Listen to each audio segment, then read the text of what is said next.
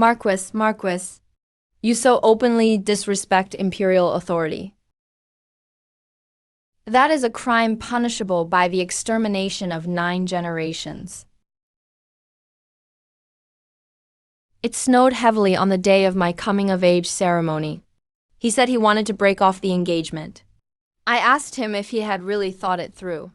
He didn't answer. His eyes shifted to behind me. My half-sister's face turned pale under his gaze, but his expression was tender and affectionate. I looked toward my father. He silently stared at me. His legitimate eldest daughter was humiliated, but to him it was nothing more than entertainment. Pei Sanlang, have you really thought this through? Have you informed your honorable father and mother? Pei Sanlang's fair face flushed red. Looking closely, even his neck is red. Of course he knows. His voice grew louder. Just putting on a front. I could tell he was just pretending to be bold. How could my father not see it? My younger brother Aju abruptly stood up, but my elder brother restrained him. Now that both parents are here, it's not his place to speak. I bowed to Pei Sanlang, then instructed the servants to bring me writing tools. They also brought a precious box. I never cared for calligraphy, but my teacher forced me to practice daily, to train my temperament. So I ended up developing a good hand, thanks to my teacher's guidance. Otherwise, even if no one criticizes messy handwriting today, it would still be embarrassing. Brush and ink strokes. My uncle handed him the letter of dissolution, along with a token of our betrothal. Pei Sanlang didn't expect things to happen so quickly. His refined face showed shock. He held the items, not knowing what to do. I summoned the servants to drive him out. Shen Qingyan, you, son of the Pei family from Qing, Pei Jingfeng as graceful as jade, elegant like an immortal. His reputation and talent spread throughout the city, whispered about among young ladies, frequented in brothels and pleasure houses. But he never imagined he would be thrown out with a broom one day. Holding his scarlet cloak, quietly standing at the doorway, watching others point and gossip about this famed gentleman, gesturing and whispering, watching his hands trembling. Snowflakes fell upon him, mixing with the mud, staining that flawless white robe made of radiant silk. Pei Sanlang. The Pei and Shen families have always been close, since the parents of both families agreed to our betrothal at birth. If nothing unexpected happened, we would have married in March. Today is my coming-of-age ceremony. You showed up uninvited, with neither a visiting card, nor any gifts. Yet you want to break the engagement with just your word. The Shen family believes we have never been lacking in propriety. May I ask, sir, why you insult the Shen family? Pei Jin's face turned pale step by step. I suspected I was mistaken. He was already born fair-skinned, unlike me who has trained in archery and horsemanship. Standing next to him, it actually emphasizes her, Lady Pei Jing softly said. I didn't know today was your coming of age. I'll come to apologize another day. There are still 3 months before the wedding. You are breaking off the engagement with me. Do you have feelings for someone else? He didn't answer. His eyes shifted to behind me. I calmly gazed at him. The Pei family is lofty. I dare not aspire to it. Please inform your esteemed parents, and do not disturb my future as a Shen maid. The treasure box the servant brought contained our tokens of betrothal. It was originally kept by my mother. After my mother passed, I kept it myself. I tossed the box, and it struck her forehead. I held back a little, but it still made her bleed profusely from the head, making her look even more disheveled. The manor's heavy gate closed firmly. I turned and saw my sister's pale face. Pei Jing's disruption shattered the peaceful atmosphere I had. I called everyone to the banquet table. The weather is freezing cold, fearing the food would get cold. But my half-sister Ah Xiang knelt under the veranda, unwilling to get up. Her birth mother, Madame Liu, watched the whole city today, so naturally knew her daughter was acting strange. She hurriedly knelt as well, afraid I'd vent my anger on her daughter. I know she fears me. Why are sisters of the same family acting like this? Father sat down and asked the kneeling sister, Why are you kneeling? Ah Xiang called out to father. Father, your child has sinned. Pei Sanlang broke off the engagement today. Humiliated Azi. It's related to me. Father responded blandly, showing neither happiness nor anger. Azia and second brother were not yet home. Pei Sanlang often came to the house to seek out eldest brother for study. Since Azia wasn't around, he was new to the household. He mistook me for Azia. Later, he would frequently come by, playing with the younger siblings. Everyone thought Pei Sanlang was good to Azia, kind to the younger siblings. Who would have thought just half a month ago? He got to this point. Like it's hard to speak. Xiang covered her face and cried painfully. I turned my teacup around in my hand. Aunties, please take the younger siblings back first. As for Xiang's words today, if I hear even a word outside, I'll see how many beatings the younger siblings can endure. The siblings all responded together. My youngest sister tripped over the doorstep when leaving, shaking all over. Xiang trembled. I remained silent.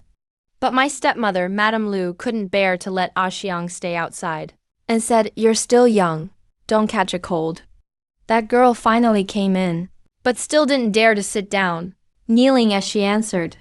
He snuck into my room at night, and fell instantly for me, saying he wouldn't marry anyone but me in this life. I could never bring myself to do such a disgraceful thing. He claimed Azii bullied me. He couldn't face it, and then tried to force himself on me. If the maid hadn't entered promptly, I might have killed myself right then. Azii. These days I've been with father in the camp, keeping quiet. Today he's nervous about breaking the engagement. I'm worried he'll do something else. I quietly instructed a few tasks. He received the orders and left quietly. All the young ladies are maids. Useless, corrupted Xiang Niang. I only beg you, for Xiang Niang's young age, and as she is your flesh and blood, please spare her.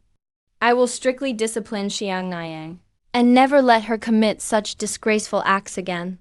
I rubbed my brow. Auntie, do you remember your status? Sixth aunt trembled and knelt on the floor. Seems she understands. My mother often told me.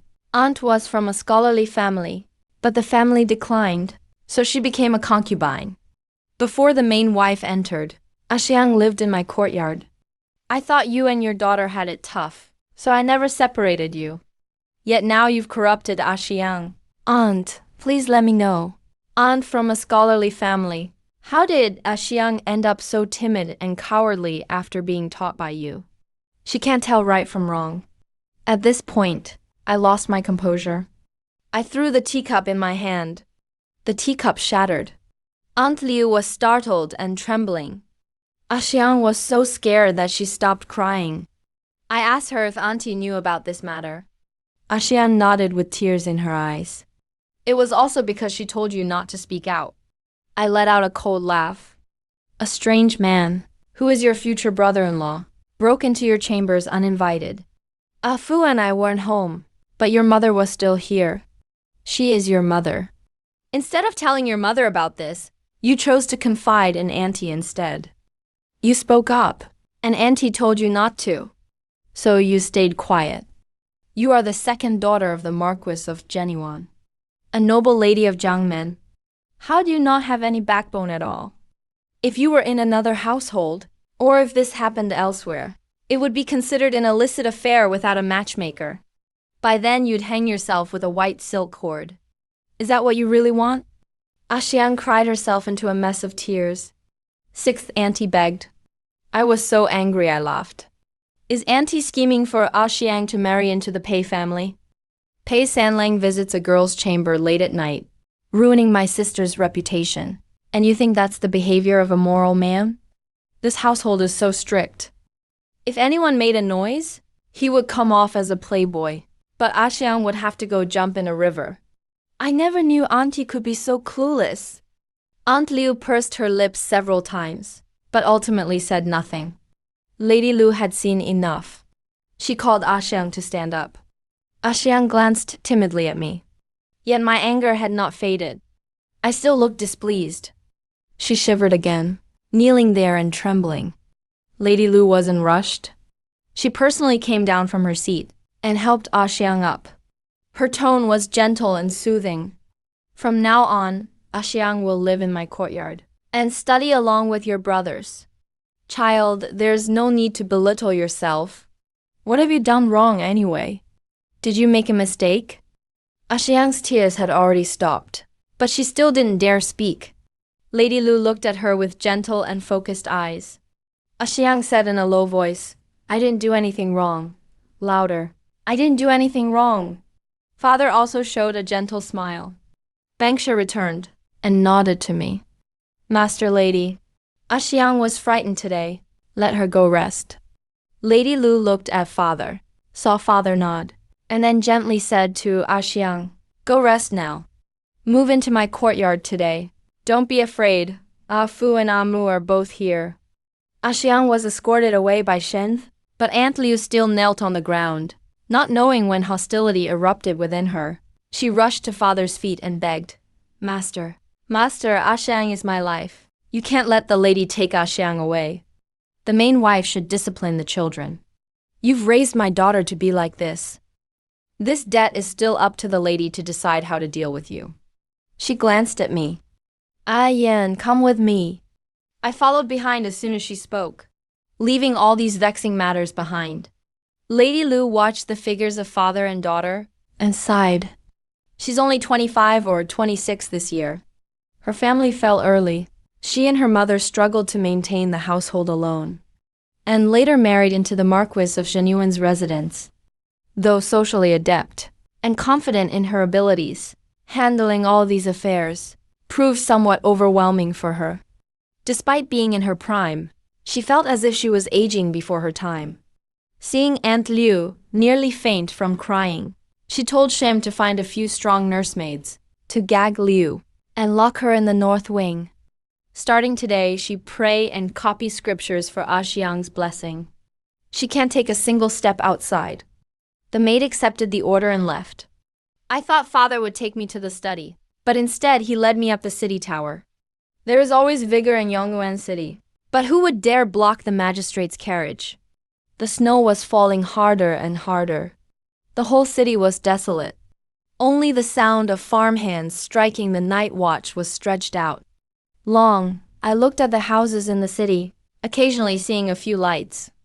Presumably, the common people had enough firewood for the winter, no longer needing to huddle together just to keep warm. Climbing up the city tower, father's shoulders and head were covered with snowflakes.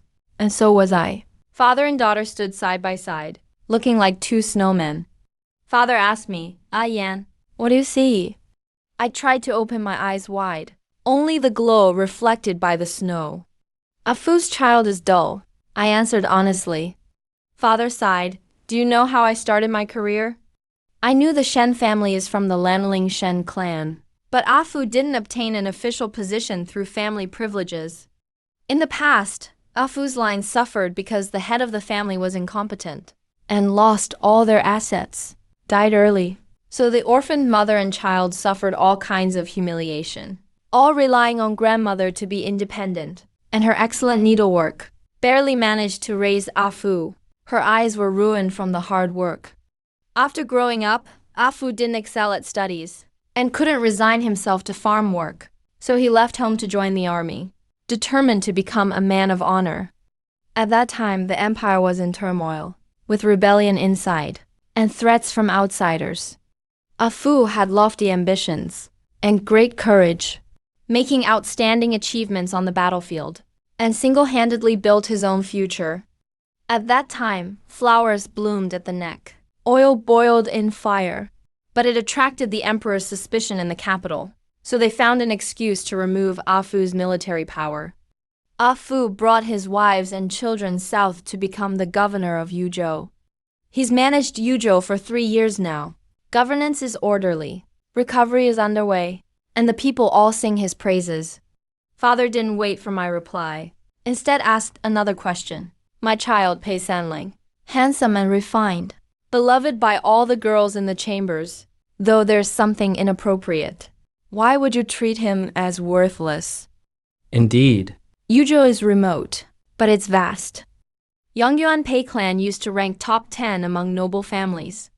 If my mother hadn't gone to the capital back then and hit it off with Lady Pei, and they promised marriage, I'm afraid I wouldn't have gotten the chance to marry him. It wouldn't have been me marrying him. I said Yongyuan, Yuzhou, even the capital, all think Pei Sanling is a dream lover. But in my eyes, he's just a hypocrite who deceives the world. Father said nothing. I said back then my mother and Lady Pei promised marriage. It was decided as Pei's son and Shen's daughter. But Shen's daughter is not me alone.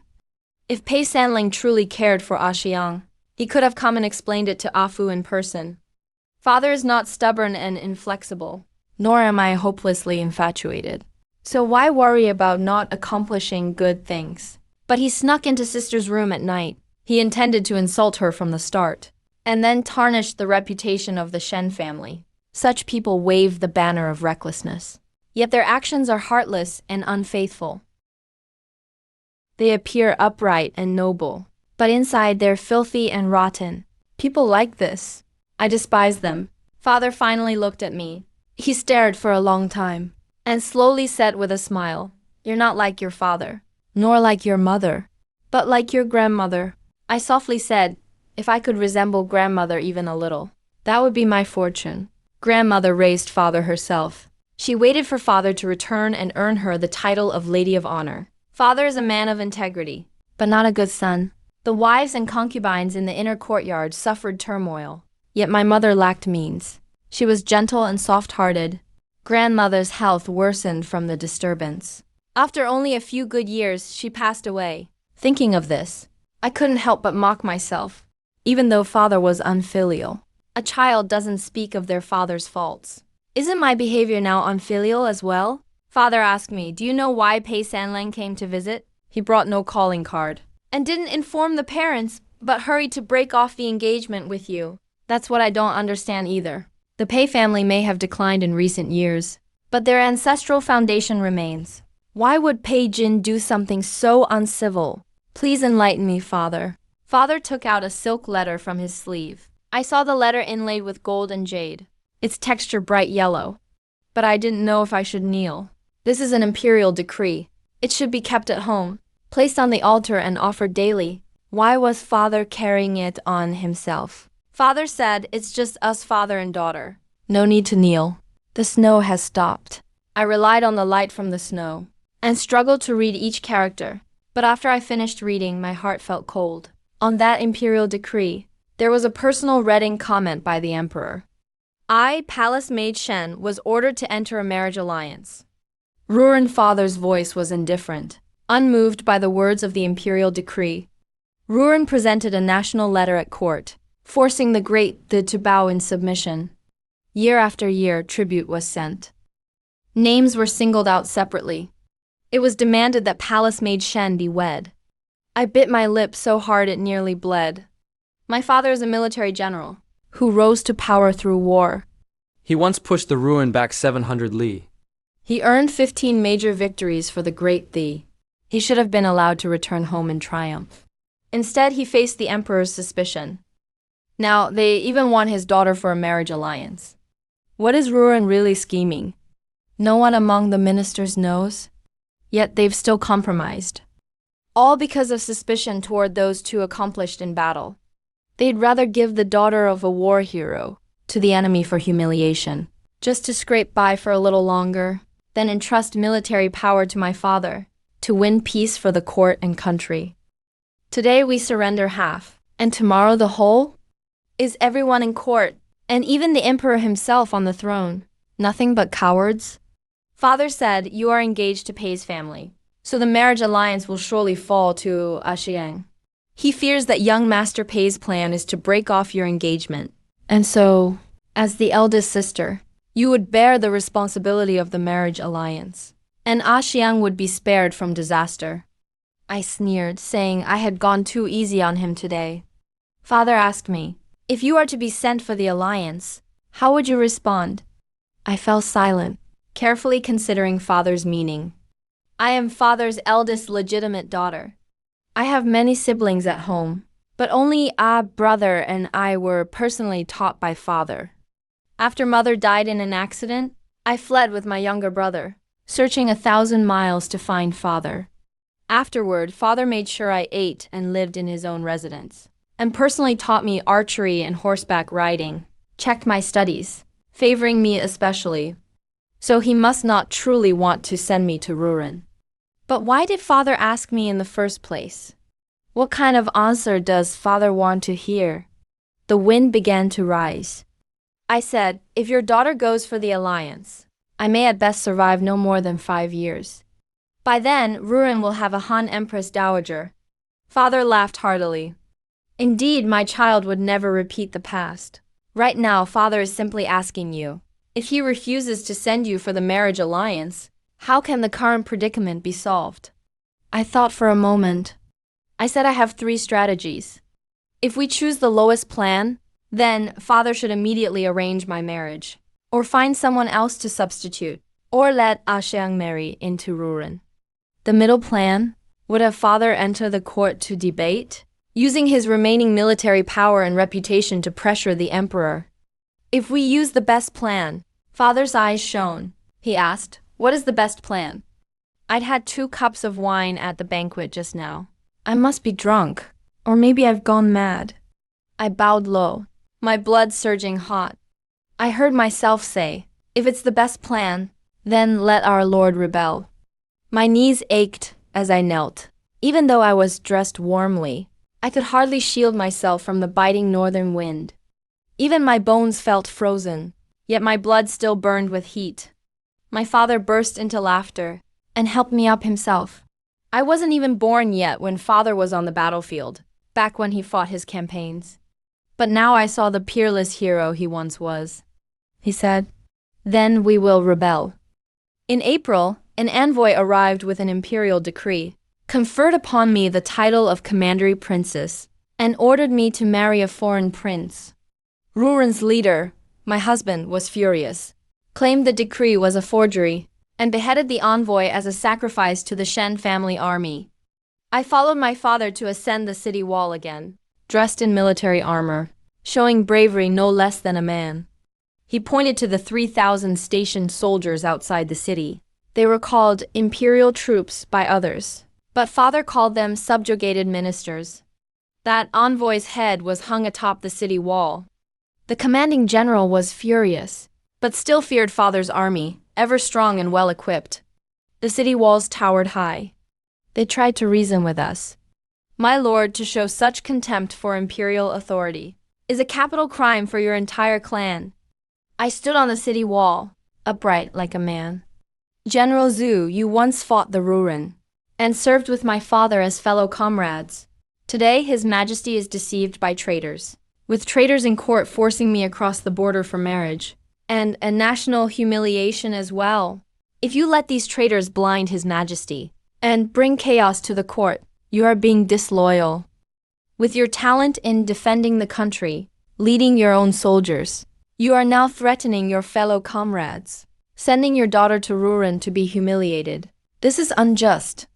At home, father often told my brothers about those days, and I always felt inspired by his words, deeply admiring the general's moral character. But today I see the general as no more than this, and it was father who misjudged him, mistaking traitors for the loyal. General Zhu seemed angry. His voice trembled with rage as he yelled, your father and I were comrades. He hasn't spoken yet. How dare you, a child, speak out of turn? I said my father is a true hero, and you, such a disloyal and unjust man, are not worthy to speak to my father.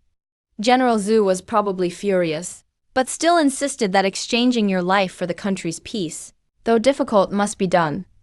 Do you even understand loyalty?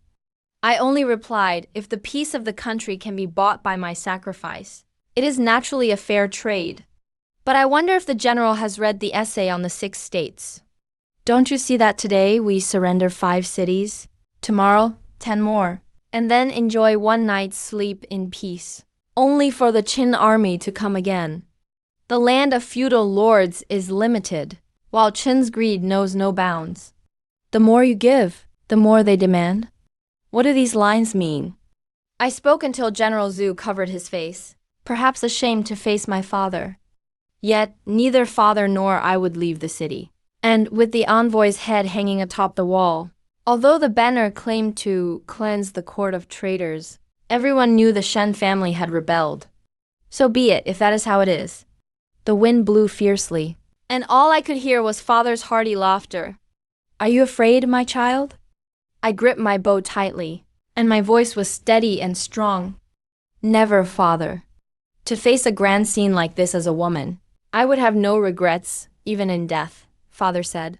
Let's make a bet, you and I, on whether we can break this current predicament. I asked if there was a prize. If you win, father will give you a gift. If you lose, father laughed. You can't lose. I cannot lose. My gaze was locked on the general under the city walls. Once a comrade of father's in the Ruin Wars, a man who fought his way through countless soldiers, a sworn friend of my father, an uncle who brought gifts on festivals, a drinking companion who reminisced with father about their youth, but also the man who pushed hardest for my marriage alliance. Seeing me as a sacrificial lamb for the country, the executioner standing at our family's door, I released the bowstring. The piercing sound faded into the wind, and his body collapsed. There was still shock on his face. Darkness descended. He heard the last sentence. The general disgraced his wife. His parents were unable to support him. Everyone knew about it. In the past, the Marquis of Genuan made the sage wary. Now, petty men stir up trouble. Eventually, his military command was stripped. He was sent to a faraway post. The sage was unusually generous. He allowed them to keep 800 palace guards. If they were going to force Lady Shen to marry for peace, 3,000 soldiers would be enough. But no one knew. Yu Prefecture was vast. Father was new to this land, facing the boiling armies, and the endless rebels, and the starving city. What kind of iron-fisted methods did he use to govern Yu Prefecture to what it is today? No one bothered to find out what happened to the rebels once captured, or where they ended up. I killed General Zhu with one arrow. The rest of the soldiers fell into chaos. But he was indeed quite capable. He must have made preparations ahead of time. After he died, his deputy immediately took command and ordered an attack. Father sighed, saying that Zhangde was quite talented. His soldiers, as well, were truly exceptional. Zhangde was General Zhu's courtesy name. I didn't have the strength to judge my father's words. The bloody scene made my scalp tingle. My blood boiled. I wished I could join the fight myself and engage in a fierce battle. Father glanced at me and told the guard to bring me my spear. The guard returned moments later. Father tossed the spear to me. This is the gift I have for you. I saluted father with a military gesture. Father told me, take it and leave the city. If you can't win, then don't bother coming back. I left the city wall, rode my horse out of the city. The deputy was a man with a resolute face. I didn't know him, but I knew he was skilled. If he wasn't, he couldn't have recovered so quickly and taken over as commander in such a short time. He rose quickly to take the commander's place. I saluted him and said, General, forgive my disrespect as your young nephew. Forgive me for today's offense. I hope you'll be generous, General. He shook his head. We both serve our own masters, so how can it be considered an offense? Please, miss. I answered and stepped forward. The spear is the king of all weapons. Though new today, when in my hands, it felt as if we had been together for years, fitting perfectly. The deputy general was truly skilled. He fought several rounds with me, and we each gained and lost. I sat calmly on my horse. My horse snorted loudly. He looked at me coolly. You're different from any other girl I've seen. Good child, today let me teach you how to fight. My spear skills were taught by my father. The man before me was skillful, with battle honors and real combat experience. But after a few rounds, I knocked him off his horse with a single thrust. His face matched the shocked look of his now dead commander. But there was no chance to ask why. I raised his head high on my spear. The soldiers finally showed fear.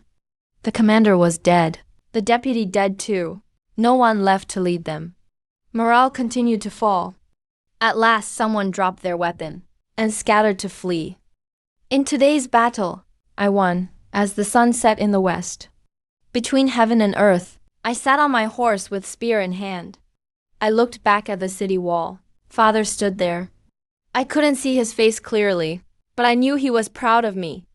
The soldiers who followed me out of the city looked at me, no longer with suspicion or doubt. The deputy general knelt down on one knee after getting off his horse. So did the guards.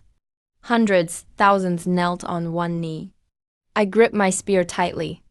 After today, Lady Shen Qingyan of the Shen clan will be labeled a traitor and rebel, a criminal through the ages, a femme fatale, a scourge on the nation. But Lady Shen Qingyan will also be remembered as a founding hero, a heroine among women, outstanding among all women, a hero of the era, and Shen Qingyan will eventually become famous throughout the land for her great achievements. 3 years of crimson sleeves. In spring, Marquis Zhenyuan defied the imperial edict, shocking the whole court. News reached the capital, Yong'an City, over a month later. By the time the sage learned of that day, the Ruren envoys had all been killed at the courier station. No one knew who did it. The court treated the Ruren as their overlords. If it weren't for ancestral law, the envoys might have even lived in the palace. Now the envoys were dead. The sage withdrew inside, obsessed with alchemy and pleasure. Court officials split into multiple factions, endlessly bickering, fighting for power and profit, seeking glory for their families, hoping for peace for their descendants, and wishing for endless generations of offerings. When the news reached the capital's royal hospital, my Shen army advanced like a hot knife through butter, seizing 5 cities in a row. The court had enjoyed too much peace. The nobles in court only knew how to indulge in luxury, enjoying music and parties every night. Young warriors fighting for the best tips in the martial arts circle. 6 generations in Taiking indulged in luxury. To become an official, just pay money. If you kill someone, pay money too. Even when the enemy was at the gates, they still wanted bribes. That's how they treated the Ruren. That's how they treated my father. Heavy taxes left the common people desperate. Some starved to death in the fields. Some rose up in rebellion. I've seen corpses rotting in the wilderness. I've seen the Ruren drive border people like cattle. I've seen people selling their wives and children and calling it a good fate. I've also starved for 3 days and nights. I'm materialistic and I love money, which is why I won't take my dowry, and 15 border cities to marry for peace. My father is materialistic too, loves money, and during the panic in the court, the envoy sent to reprimand him as a traitor was executed on the spot. The next envoy came humbly with 12 times the respect and 30 chests of treasures, respectfully begged my father's forgiveness. His Majesty Was willing to retract the decree for his legitimate eldest daughter to marry for peace, and wished him well in coming to court. As long as he withdrew his troops, Father bowed north, accepted the treasures, but the following month, ordered an attack on the next city. As long as Ning is not eliminated for a day, I shall not retreat for a day. I looked at the restless crowd, for once feeling a bit lost. Why are some armies in this world so easy to beat? Why do some soldiers flee before the battle even begins, running away before the fighting even starts? Why do some people tremble in fear at the sight of soldiers? Why are some cities so undisciplined? Along the way, everyone praised my military genius, but I know, my greatest enemy isn't the court, but those rebel armies. My father asked if I was ever afraid. I replied that what I truly fear is not killing, but the demons hiding within the court. It only takes days to conquer the capital cities, but reclaiming the hearts of the rebels takes years. I've witnessed the power of the people since I was young, so whenever I capture a city, I work hard to stabilize and develop the area. Accept the government offices, inventory the property, keep track of the population, and calm the people's hearts. Investigation of injustices. In just 3 years, rumors even spread that the Shen family was destined by the heavens. Under my family's rule, military discipline is strict. Ordinary people live happily. Taxes are kept low. But under the imperial court's rule, corruption is rampant. Corpses litter the land. and the people can hardly make a living. I turned and returned to the command tent, and bowed in respect to my father's honored position in the camp, and to my mentor Su Hongyuan. He's a great scholar of our time. On the day I turned one, he came down from the mountains, gave me my name, taught me my studies, instructed me in the art of strategy and military tactics. When I returned home at 12, he persuaded my father to keep me by his side, so I would not fall victim to inner courtyard intrigues. His reputation is renowned in our world. Everyone respectfully calls him Lord Su. I once more greeted him with the rituals of a disciple, bowed respectfully, and only took my seat after being permitted by him. Lord Su handed me a letter written on silk, and indicated I should read it. I read it carefully, and my heart turned cold. The ruined threat is looming at the border, just across the river, about to enter the capital. The Ruren have made their move. My father's old contact in the city had assassinated the Ruren envoy, making it seem the road was too far and the task too hard, so the Ruren were misled to think negotiations had not concluded, and thus hesitated, so they would not attack us from behind. By the time the Ruren learned of the chaos in the capital, Colonel Jiyu Shangsing had already reached the border city, and was firmly in control of central command. In addition to the Shen family's forces in the border city, there is also King Lei Jingyu of Fengyang, who has set himself up independently. Although both sides clashed, neither would stand by and watch the Ruren pillage at will. This way, peace could be kept at the border. My father could then concentrate on the front line. Jiyu Shangsing is my father's protege, a talented military leader, and shrewd enough to hide his abilities. When Dada was negotiating with the Ruren to avoid chaos, a decree was issued by the emperor, summoning Jiyu Shangsing back to the capital. While the Shen family cleared away the emperor's corrupt favorites, Jiyu Shangsing left the capital in secret and went back to the border. Though his position was ambiguous, he kept the Ruren from invading. Someone like Jiyu Shangsing would never surrender. So I asked my two elders. Lei Jingyu has surrendered. My father's face darkened. Lord Su said Lei Jingyu knows the Shen family aims for supremacy, and knows a confrontation is inevitable. If the Shen family ascends, he becomes a traitor. Plotting with the Ruren, he might have a chance to compete for the throne. After thinking for a while, I expressed my doubts. I don't understand how General Jiyu could face two enemies. Even with extraordinary talent, it would be difficult. I wonder how a wise ruler would decide. My father scoffed. What decision? My son should just wait and see. This is the imperial edict intercepted by my men. I took the emperor's yellow-lettered decree. It was filled with harsh, blood-red wording, commanding Jiyu Shangsing to withdraw his troops to the capital immediately and suppress the Shen family rebels. I read it and felt a chill. Though it wasn't my first time seeing the emperor's cruelty and ruthlessness, I was still cold and disheartened. How can such a muddled ruler safeguard the dynasty's future? My father asked how I intended to act.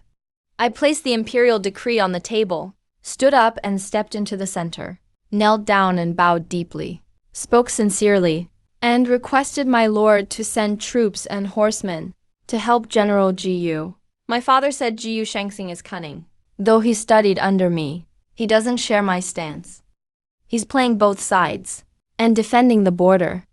No matter who wins, he'll be called a hero. Such an opportunist. Is my son willing to help him too? I said, General Ji, you may be an opportunist, but he's not a traitor. He may straddle the fence, refuse to take sides, and remain uncommitted, but he's truly defending the country and protecting the people. The border has been peaceful for 3 years. Who knows how much suffering the people have been spared? He can't just abandon the Shen family or ignore his debts.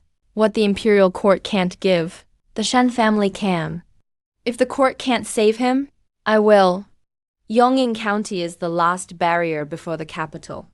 The county magistrate is a capable man. He miraculously held out even when everyone else deserted him. For 3 whole days. He is a true talent. I naturally wanted to offer him a chance to surrender. My lord, the dynasty is unjust. The ruler is unworthy. Why stake your family's fate on a sinking ship? Why not surrender and achieve something great? The magistrate replied, Since I receive the ruler's salary, I must stay loyal to him. If fate has abandoned the dynasty, that is just my destiny, and I am willing to die repaying Dadi. I ordered my men to attack the city. Yongin County was finally lost. I climbed up the city wall. The magistrate had already taken his own life for his country. Just at that moment, my guards came looking for me and told me the magistrate's residence was quiet and solemn. All 13 members of his family had taken poison and died, their faces calm, leaving with dignity. I bent down to straighten the magistrate's hat. He had a gentle and refined face. Had he not lived in such troubled times, he would probably have been quietly drinking tea and reading by the window, his wife mending his clothes for him, while his children peeked through the window, playfully trying to avoid their studies. I never understood why the emperor clung to a corrupt regime, or why men like the magistrate entrusted their fate to a doomed and declining era. I may not understand people like this, but I respect them deeply. I told my guards to give them a proper burial. At Yuming County, I didn't stay to deal with trivial matters. Instead, I took the lead and headed toward Yong'an City, national capital Yong'an. 300 years ago, the founding ancestor of the Li family established Da the here. 3 centuries later, Shen Qingyan of the Shen family knocked lightly on the city gate. I rode my horse forward. Now, autumn's here. Cool rain drizzles on my shoulders. My blood was boiling, my hands tightly gripping the blazing spear my father gave me. The city gates swung wide open. I saw people fleeing in terror, noble children peeking out in fear, and blood flowing through the streets, soaking into the soil and stone cracks. I stepped forward over mountains of corpses and rivers of blood to achieve great things. Looking far ahead, black smoke was billowing from the imperial city. Loyal ministers were exiled by the foolish emperor. Faithful guards too fell to the enemy's blade. I ordered the palace gates to be sealed and counted the remaining people, took over the government offices, and checked the tax records, irrigation, and farmland numbers. Eunuchs watched by the soldiers, trembling, told me. The emperor realized the situation was hopeless. First, he slaughtered his own consorts and children. Then he put on the imperial crown and sword. Laughing loudly, he went to the Phoenix Terrace. I watched the thick smoke and flames from the Phoenix Terrace, knowing the emperor had burned himself to death. This year, King Zhou of Shang burned himself at the Deer Terrace. Tonight, Emperor Mo ended his life by fire at the Phoenix Terrace. King Zhou is an infamous tyrant forever condemned in history. Emperor Mo is about to become another tyrant disgraced in the annals of history, hundreds or thousands of years from now. I wonder how future generations will judge which of the two was worse. I asked the eunuch how the scenery at Phoenix Terrace looked. The eunuch bowed and said the steps were made of white jade, and the springs were crystal clear. There were rare animals and exotic beasts, and flowers in beautiful bloom. It was a paradise, unmatched even by immortals. Such a sight is a pity to destroy by fire. With the capital taken, naturally the Shen family's Qing army titles no longer counted. Fortunately, these past years were managed well, so for a while no one objected. Emperor Mo was like a sieve, filtering out all the loyal and upright officials, killing, demoting, or exiling them, leaving behind only flatterers and sycophants. I ordered the government offices sealed to review unresolved cases. Those who should be executed are executed, and those who should be released are released. Only one person troubled me, Zhao Heng, president of the Supreme Court. He was truly a paragon of virtue among officials, upright and incorruptible, honorable and proud. After the government was sealed, he angrily denounced the traitors and was thrown into prison. He even went on a hunger strike to prove his integrity. It was clear he would never go along with my corruption. I carefully read through his case files, roamed the streets and alleys. All I heard was praise for him dedicating himself to the people, resisting those in power, defying the emperor, standing up to his mentors. His home was poor and simple. His relatives had turned their backs on him. His son was young but mature for his age. I went to his home and saw his wife tending the vegetable garden, wearing a simple gold hairpin and skirt. looking calm and peaceful, and his son was already 12, loudly reading the great learning nearby. The way lies in manifesting bright virtue, in loving the people and reaching the utmost good. When you know where to stop, you can be steadfast. When steadfast, you can be calm. When calm, you can be at peace. When at peace, you can reflect. When you can reflect, you can achieve. All things have roots and branches. All affairs have a beginning and end. That is the way. Madame came over to me, greeted me politely, and respectfully invited me in. She then poured me some tea. She said, "An honored guest has arrived. Please allow me to tidy up my appearance and come back to greet you." I replied, "No need, madam." But she left with a gentle smile anyway. I took a sip of tea. The tea leaves were rough and poor quality, but seeing the plain and cold home, I suspected this was all the tea they had. The house was not luxurious, nor large but sturdy enough, a shelter from wind and rain. When he returned, he still wore plain clothing, clean and tidy, with a simple silver hairpin slanted in his hair. Very modest, yet tasteful. He greeted me, saying his humble home was crude and the hospitality insufficient, asking forgiveness for any shortcomings. I couldn't quite figure out the Zhao family's intentions. Zhao Heng was on a hunger strike to show his resolve, proud and incorruptible. Yet his wife was polite and gracious to me, with elegance and composure. Was this the Zhao family's deliberate plan? Or did they simply not care about life and death? Madame Zhao said she understood why I had come, but she had to refuse. The master is loyal and patriotic, so neither she nor her son could persuade him. Knowing how steadfast Mr. Zhao was, I didn't expect to talk his wife into anything. But seeing how they treated me, so respectful, I really couldn't understand. If so, then why show such courtesy? She said her husband greatly admired the commander of Heshui County. When I took Union Prefecture, they were already prepared for life or death. Her husband felt this way, so how could she not follow? Now, only she and her son were left at home. Before the master departed, he said though the Shen family were rebels, they were not traitors. They governed the people and brought peace and prosperity to all. Had it not been for the dynasty's fall and the country's ruin, he would have treated them as honored guests. Now, the master was in prison for his country. She and her son would likely not survive, so their hospitality was an act of respect for me, not for the sake of politics. Silently, I looked at the humble courtyard and prepared to leave. Madame Zhao escorted me to the door. I saluted her for her virtue and bowed deeply. She returned the gesture, and I said that after leaving today, I would visit her husband in prison. If Mr. Zhao could be saved, I hoped he would defend the pear orchards for the world. If not, I would make sure she and her son stayed safe. If her son succeeded in his studies in the future, he could become a high official. If not, he could live quietly in the countryside and still enjoy peace for generations. I hoped Madame and her son would live safely and happily from then on, and not let down Mr. Zhao's legacy. Madame choked up, tears shimmering in her eyes. She wiped her tears and said she would follow my instructions faithfully, saying I was a heaven-sent talent, living through troubled times, and achieving great things.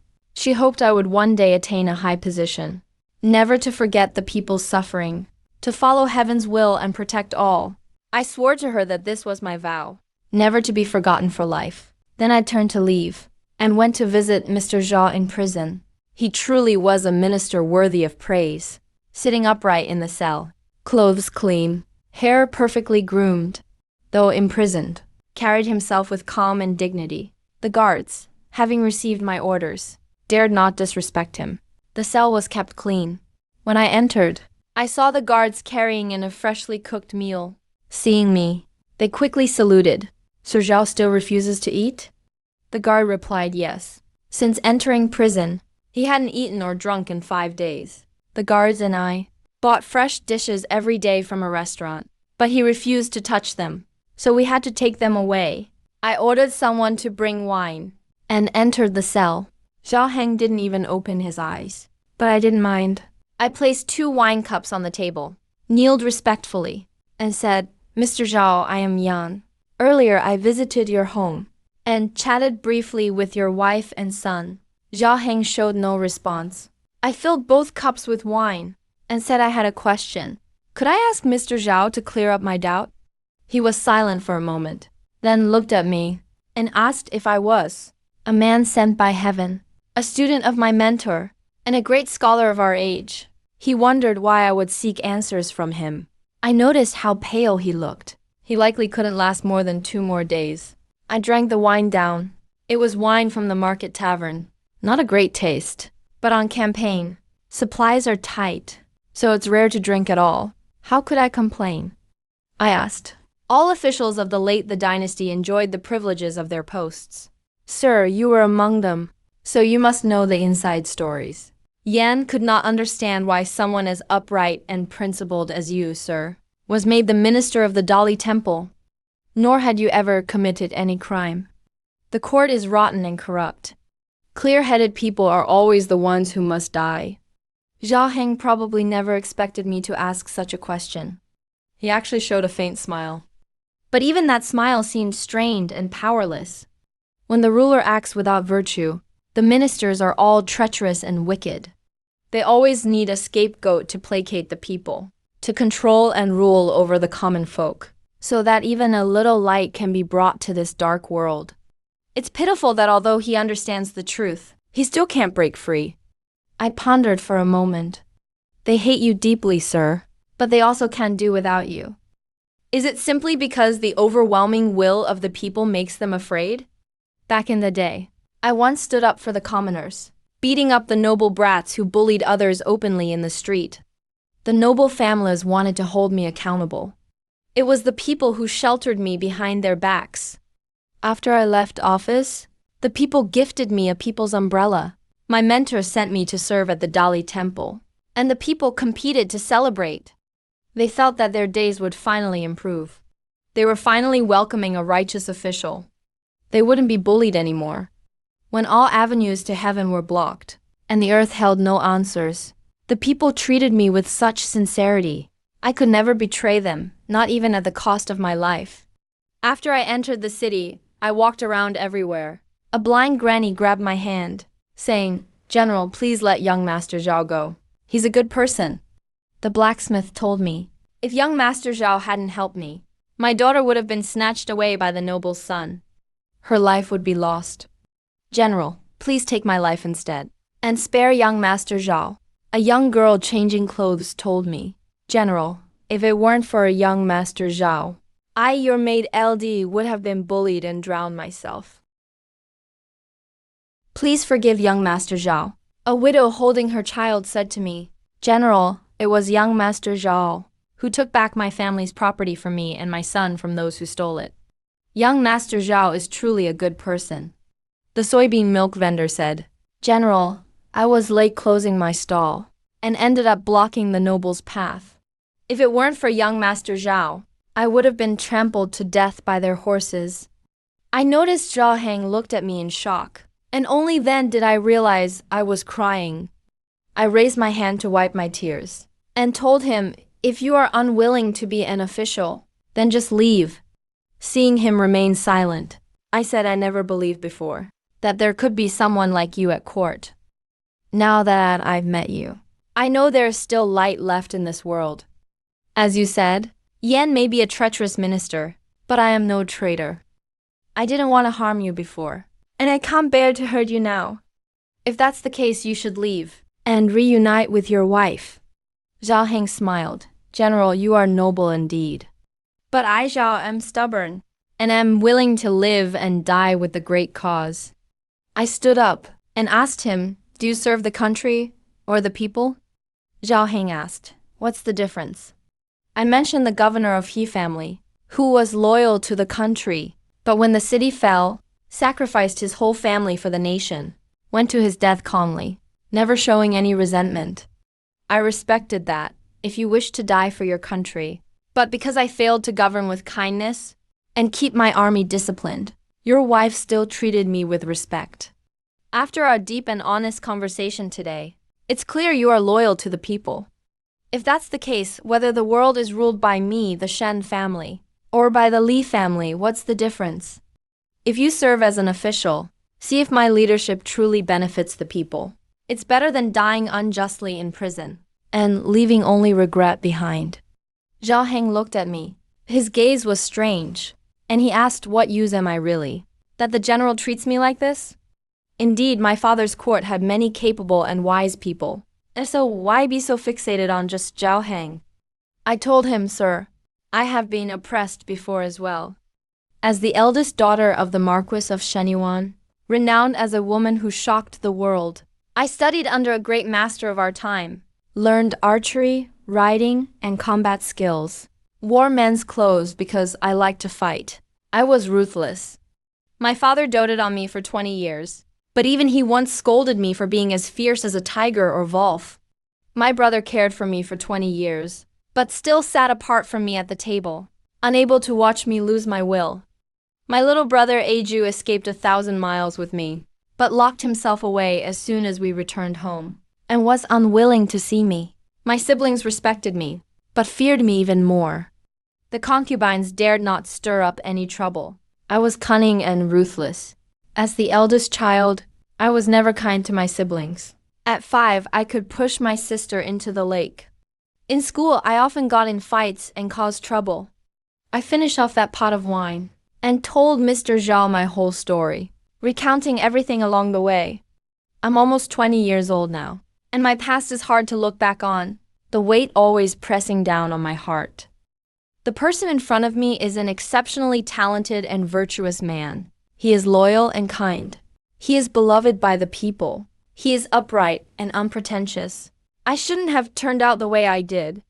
The alcohol flared up inside me, and I asked, sir, what does it mean to be a good person?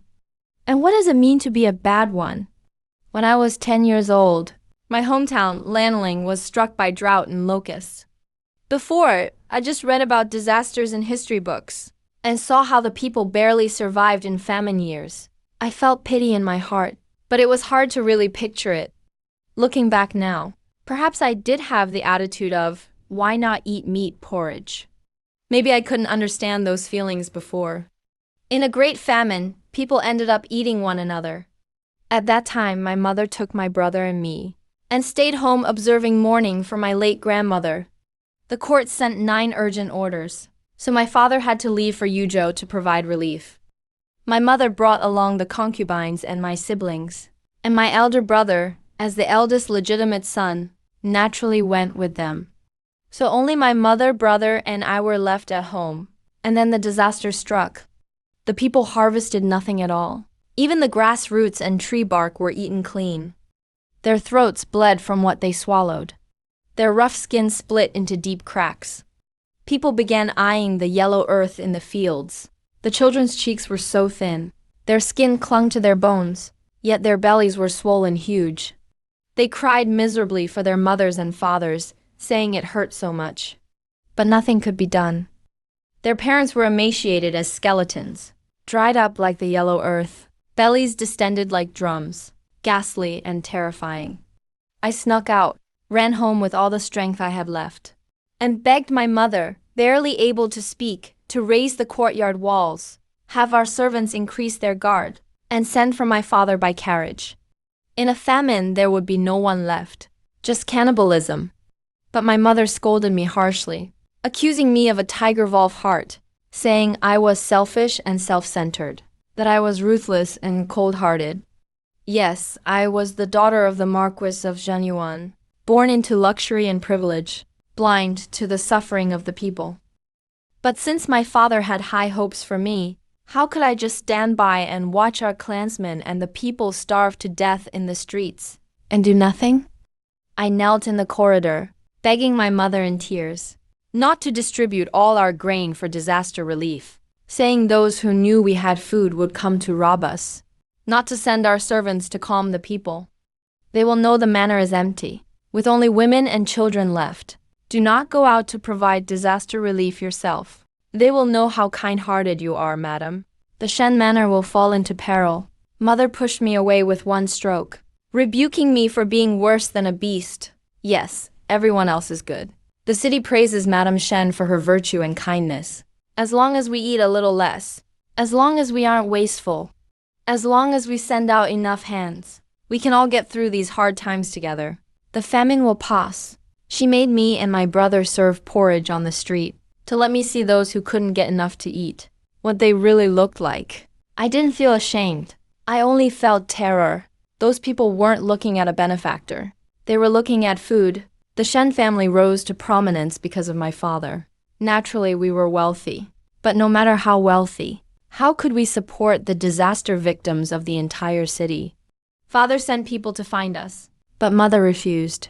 Mother said the Shen family belongs to Lanling. As the matriarch of the Shen family, how could I abandon the people here? From that moment on, I knew Mother was destined to die. Her kindness was a form of cruelty. She neglected herself. A woman and 2 children couldn't resist this world. She didn't understand the principle of gradual progress. She got carried away by a few compliments from the victims. She didn't just give out thin porridge. She gave out solid rice too. When the grain ran out, she gave money, pawning her own jewelry to get money for disaster relief, to buy grain, without Father's great army to suppress them, without Father's iron-fisted methods, without Father's wisdom and talent. She could achieve nothing. That night, the Shen Manor was surrounded. The storehouses were plundered. I took my brother and hid in the rockery in the pond. Only then did we escape the fate of being looted and eaten. My brother and I hid for a full 2 days. Before we dared to come out and look for Mother. Mother had only 1 breath left. She entrusted me to go to Yuzhou to find my father. She made me swear that I would take good care of my brother. I closed my eyes and left with my brother, never looking back. That spoiled little fat boy struggled, howling that he wanted to take Mother with us. I gave him a slap without any mercy. On the day of our first birthday, the clouds in the sky were brilliant. A fortune teller came from afar and asked for a cup of wine. He pointed at me and said, "This girl is no ordinary mortal." He certainly couldn't have imagined that before I achieved greatness, I would almost be taken and cooked because of a high fever. We didn't dare reveal our identities. We didn't dare talk to anyone. There was war and famine all along the way. People starved to death. Those who didn't either rose up in rebellion or became bandits. I was, after all, only 10 years old. Mother entrusted me to take care of my brother. I was powerless to do so. I barely managed to keep us going. Not starving to death was my limit. I've been cheated. I've been beaten. I've been kidnapped and sold. I mingled with beggars. When luck was good, I could beg for a day's worth of food. My brother would vault down beside me. I would pick up a twig and write out the records of the grand historian from memory on the ground. My brother was kidnapped by human traffickers. I sold myself under the pretense of selling oneself to bury a father, using every flattery possible. I got the trafficker drunk and smashed his limbs. When I looked back, my brother took a step back, his eyes full of terror, walking through the mountains, never knowing when a tiger might leap out to swallow us both. I ordered my brother to recite the classic of poetry, telling him we'd arrive in 1 more month, keeping watch at night. I often silently recited a passage from Mencius. When heaven is about to confer a great responsibility on a person, it must first harden their resolve, exhaust their muscles and bones, make their skin and flesh suffer hunger, deprive them of their belongings, and confound their every endeavor, so as to stimulate their mind, harden their nature, and enhance their capabilities. A 3-month journey. My brother and I took a full 2 years. I saw the vastness of the mountains and rivers. I saw the prosperity of the world. I saw the displacement of the people. I saw the famine and the chaos of war. The man who picked me up gave himself a slap with a trembling hand. "I'm sorry, kid, I'm just too hungry." But the water hadn't boiled yet. Before he died beside the pot, a little girl begging by the roadside broke her steamed bun in half for me and whispered, "I know someone on the next street. Human trafficker, I'll take you to find your brother later." A wealthy young master in fine clothes looked at the merchant with fierce dogs, laughing loudly. "Lowly peasant, how dare you fight for food with my beloved dog?" That woman holding her child died by throwing herself against the gate of the yamen. The fat, bloated official looked on with disgust. Truly bad luck. I lost my logic, speaking in a rambling manner, without any coherence. Zhao Heng remained silent. By the time I finished, his robes were actually soaked with tears. The wine was finished. I stood up and said, "The gentleman should leave tomorrow. I will reopen the court of judicial review." to hear the backlog of cases. If the gentleman is willing, please assist me. If the gentleman is not willing, your wife and son are waiting for you to return home. Please forgive Yan Wuli's insolence. I turned and left. After a long time, suppressed weeping came from the prison. The next day, I ordered the Court of Judicial Review to open. The attendants by my side wore black armor. They beat the lantern drum at the yamen entrance. I told the watching crowd, if you have grievances, you may beat the drum to seek justice. The people only watched, with their heads bowed low, as if they didn't dare look up. Seeing me, someone shouted, "Young Master Zhao is here." The crowd was like cold water poured into a hot oil pan. It boiled over in an instant. Young Master Zhao Heng, wearing the official robes of the Minister of Judicial Review, properly dressed, came walking slowly. A dignified gentleman. He is an honest official, a sincere scholar, the beacon of justice in the hearts of the people. Zhao Heng stood still and gave a formal bow to the people. There was no need to say anything. As long as he stood there, he was where the people's hearts resided. Zhao Heng is a good official. But no one believed the black-armored soldiers beside me were good. Nor did anyone believe I was a good person. Some sour scholars even rebuked Zhao Heng sharply for changing his principles and being fickle in his loyalties. Without me lifting a finger, the people themselves beat those scholars until they were bloodied, and they fled with their faces covered. Seeing that I didn't stop this, they probably gained a bit of confidence, though they didn't dare strike up a conversation. The sound of whispering grew louder. On the first day, no one responded. On the second day, an orphaned girl sued the bully of the East Street for seizing her family property and forcing her to be a concubine. On the third day, a flower seller sued the Prime Minister's servant for riding recklessly in the market and conspiring with the master to disregard human life. By the fourth day, the place was crowded like a marketplace. The Dali Temple administration will be open for 10 days. Those with grievances may beat the drum to seek justice. At the gate of the yamen, a stall was set up to help write legal petitions. A very long queue formed. The troops under my command stood guard nearby. If the grievances were found to be true, they would assist the bailiffs in handling the cases. Bullies and bandits went without saying, but even for powerful clans, soldiers were sent to summon the culprits to court. The noble families of Jinzhong were naturally resentful, but unfortunately they had nothing but wealth and titles, which were no match for the elite troops and generals under my command. The denunciation letters written by their retainers were grand and numerous. Dozens of them were published. I remained unmoved and continued as planned. Finally, on the 10th day, someone accused my soldiers of plundering property and kidnapping women. Zhao Heng did not dare to delay. After several investigations, the allegations were confirmed. He asked me what should be done. I asked him, according to the law, how should Zhao Heng judge this? 30 strokes of the cane, and exile for 3,000 miles. I smiled at him. According to military law, he is to be beaten to death with clubs. I ordered the villain who had bullied the innocent to be brought forth, bound in heavy shackles. I asked him if he pleaded guilty. The man was pressed to the ground, still defiant. "General, if you treat us like this, are you not afraid of breaking our hearts?"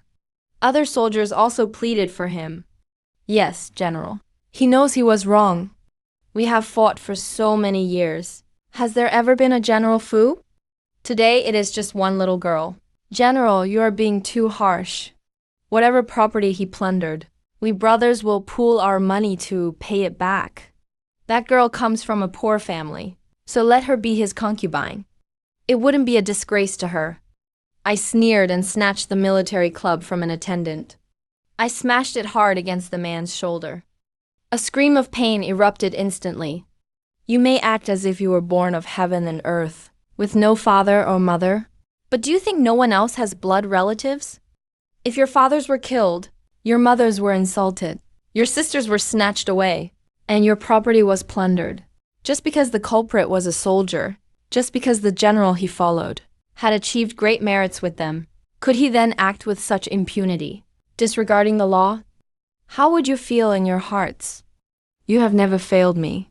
But have I ever failed you? Has your pay ever been delayed past winter? Your cotton clothes, the food in the camp, the rewards during festivals. Have I ever mistreated you? You followed me to achieve immense glory, to bring honor to your wives and children in the future. Will you remember then the guidance given by your general? The man on the ground continued to cry out in pain, while the others covered their faces with their hands, filled with deep shame. I said coldly, "How others think is beyond my concern. Since you have broken the law, you shall be dealt with according to the law. After that, my army has its own discipline." Zhao Heng asked, "General, how do you think it is best to judge?" I said, "The state law and my military rules conflict. Today, young lord, you shall follow my military rules. Spare him from exile. First, give him 30 strokes according to the law, then use the military clubs." Silence fell inside and outside the yamen. I said, "Beat him until he is dead." I flicked my sleeves and left. Behind me came screams of agony. I ordered property to be taken out, to compensate the family that had been shamed. Zhao Heng walked quickly toward me. I stopped in my tracks. I saw him show me great respect and determination. Heaven's mandate has shown mercy. A virtuous and wise leader general, please accept my bow. I accepted it calmly. On the day my father entered the city, the streets were washed with pure water and paved with yellow soil. The common people crowded the riverbanks to welcome the king's army. I was dressed in black armor, with a precious sword at my waist, personally leading the horse for my father. Having achieved great merit this time, I was full of pride. Suddenly, I heard a burst of frantic laughter. The sound was shrill and exceptionally piercing. I looked straight ahead. It was a few scholars. Their hair was disheveled as if ill, appearing almost insane. Things have changed so drastically. Human hearts are not what they used to be. Traitors and rebels have become the king's army, while the legitimate dynasty has become prisoners. You villains and thieves. You act against the natural order and commit treason. Let's see how heaven deals with you. My father sat high upon his horse, looking heroic and magnificent. I am not afraid. Let me ask you, gentlemen, have you seen how dark this world was? Have you seen the tens of thousands of displaced people? Have you seen human lives treated as lowly as mud? With barbarians driving them like cattle and sheep. The late emperor was subservient to foreign powers, bowing and scraping. Is it a wise ruler who imposes heavy taxes internally and is obsessed with elixirs and women? Is it a wise ruler who claims heaven's mandate for a lonely city? I have cleared out the bandits, abolished harsh taxes, and will establish a prosperous era to bring peace to all. On what grounds do you find fault with my foundation? The scholar's face turned pale under the rebuttal. My father snorted coldly, "A disgrace to the nation." "Thief, begone!" The advisors and talented men under his command all bowed, shouting, "A wise leader gifted by heaven." The following month, my father ascended the throne in Taiji Palace, naming the dynasty Qian and the era Jingming. That night, my father held a banquet in Jianzhang Palace for his officials. Cups were toasted and exchanged during the meal, in a harmonious atmosphere. After several rounds of wine, my father suddenly called me, "An, come to your father's side." I was puzzled, but I stepped forward anyway. My older brother made a seat for me. I sat down obediently. "Father, your child is here." My father was probably drunk. He pointed at me and said, "Shen Qingyan, my beloved daughter, the Qilin child gifted to our family by heaven." I don't know what else he said, but his tone became a bit lonely. "I regret that you were not born a man. None are as capable as you." My heart pounded wildly. I didn't dare look at my brother's expression. The officials fell into a dead silence. Yet I know not who started it. But then the officials knelt and shouted, "Your Highness!" I looked at the officials kneeling below the stage, my mind in a daze. I am a woman. I am a general, a person of merit. I am my father's Qilin child. I am the highness whom the officials respect from their hearts. I am the girl once scolded by her parents for having a predatory nature. I am the selfish, degenerate youth who was worse than a beast. I am the stray child who was picked up and almost cooked and eaten. I am the little beggar who begged on the streets to bury her father. I am the female general who achieved staggering military feats. I am the highness praised by both the emperor and his officials. The scene before my eyes blurred into twisted colors before me, until a messenger rushing into the hall knelt in panic and called back my senses. Your Majesty, the Ruren. They have broken through Yanshan Pass tonight. The hall fell into a dead silence. I heard my own voice. Your Majesty, your servant requests to go to war. Before departing, I went to my father's quarters to bid farewell. This was not the first time I had said goodbye to him, but it was the first time I was heading to a battlefield like this. In 5 years, I have fought countless battles, great and small. Yet my heart felt no panic at all, because my father was right there behind me, watching. But this time, no one can be my support anymore. My father looked at me for a long time, leaving behind only a sigh. Go now. On the day the army set out, I was sitting on horseback, unable to resist looking back. My father, the emperor's robes were far off. I couldn't see his expression clearly. I didn't know if this would be the only gentle moment of my life as a woman. Destiny rolls forward like a wheel. It pushes people onward, without a hint of deviation. Many decades later, when I think of my father again, he is that exalted emperor in the palace that night, showing me only slight pity and what little warmth remained. When I was still the daughter of the Marquis Genuine, my parents were both alive at home. My brothers were healthy and happy.